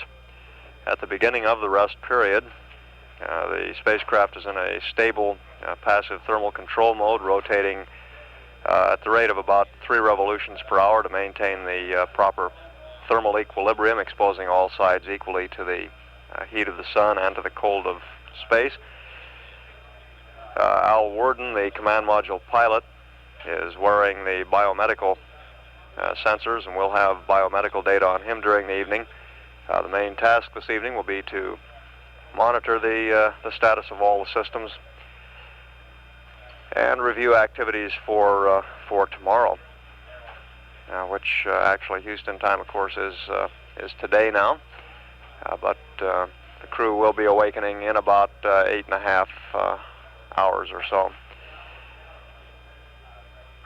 At the present time, Apollo 15 is traveling at a speed of 3,979 feet per second. The spacecraft 143,742 nautical miles from Earth. This is Apollo Control standing by.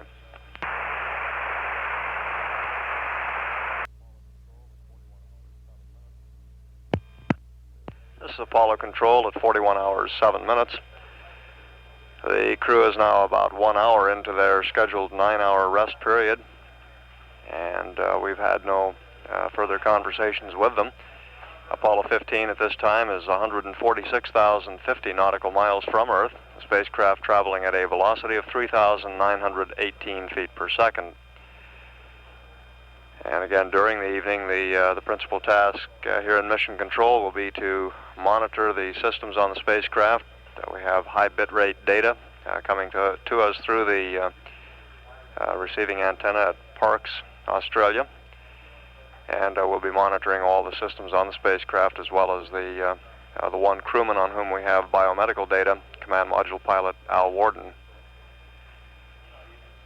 And we'll be coming up hourly for status reports. This is Apollo Control standing by. This is Apollo Control at 42 hours. The crew has now been in their rest period for about 2 hours. And in Mission Control, things have steadied down to a routine of watching the spacecraft systems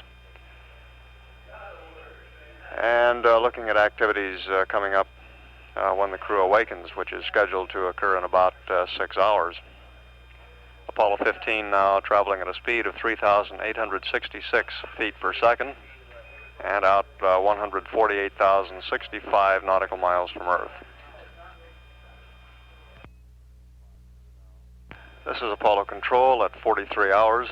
The crew now some 5 hours away from the scheduled awakening time. And all systems on the spacecraft continuing to perform normally. We're in a passive thermal control mode, as we have been since prior to the crew rest period, with the spacecraft rotating slowly at a rate of about 3 revolutions per hour. On awakening, the crew will have a relatively light day of activity, primarily involving some photography, and also they will again enter the lunar module, check such things as the lunar module batteries.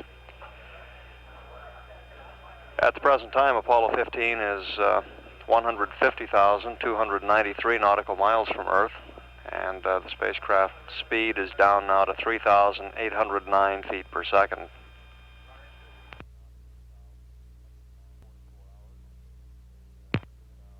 This is Apollo Control at 44 hours. The crew now about midway through a scheduled 8-hour sleep period. We said goodnight to command module pilot Al Worden about 39 hours 58 minutes, and have heard nothing from the crew since that time. Very little conversation on the circuits in Mission Control, and none of the flight controllers in watching the data from the spacecraft have reported any problems or anomalies. Everything progressing very smoothly at this time. Apollo 15 is traveling at a velocity of 3,754 feet per second now, and the spacecraft is 152,481 nautical miles from Earth.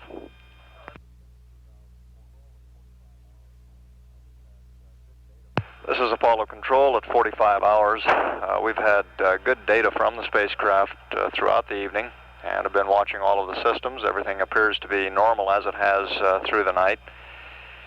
The crew is scheduled to end their 9-hour rest period in about 3 hours, Actually, they went to bed about an hour later than planned, and we do not plan to give them a call at the scheduled wake-up time. We'll let them continue to sleep if they so desire, probably for at least an extra hour.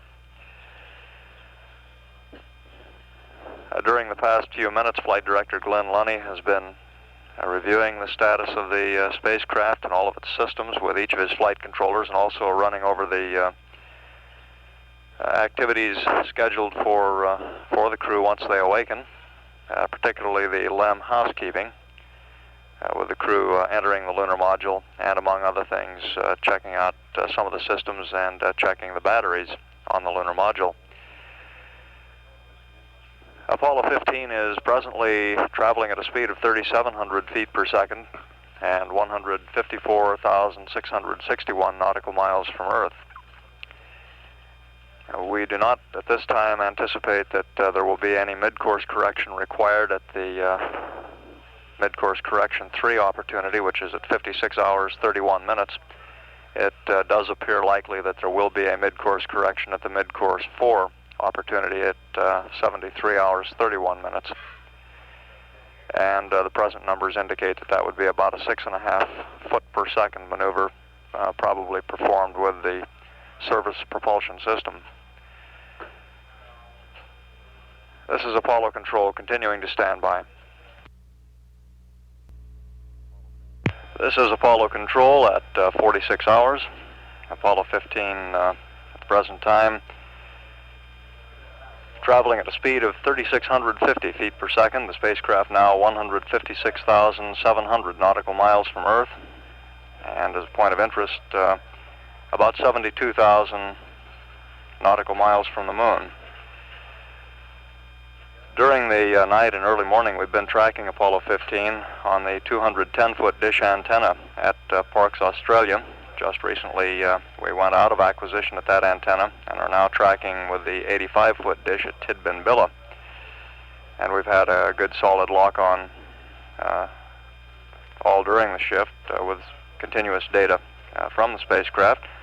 Everything continues to look good, both aboard the spacecraft and with the crew. We've heard nothing from them since we said goodnight to Al Worden some 6 hours ago. The crew is scheduled to end their rest period in about 2 hours, although we do plan to let them continue sleeping for an additional hour or so if they so desire. A relatively light day scheduled in the flight plan. The major activities will be photographic tasks aboard the command module. Also, Scott and Irwin plan again to enter the lunar module for some housekeeping chores and some systems checks on the lunar module. At 46 hours, this is Apollo Control, Houston.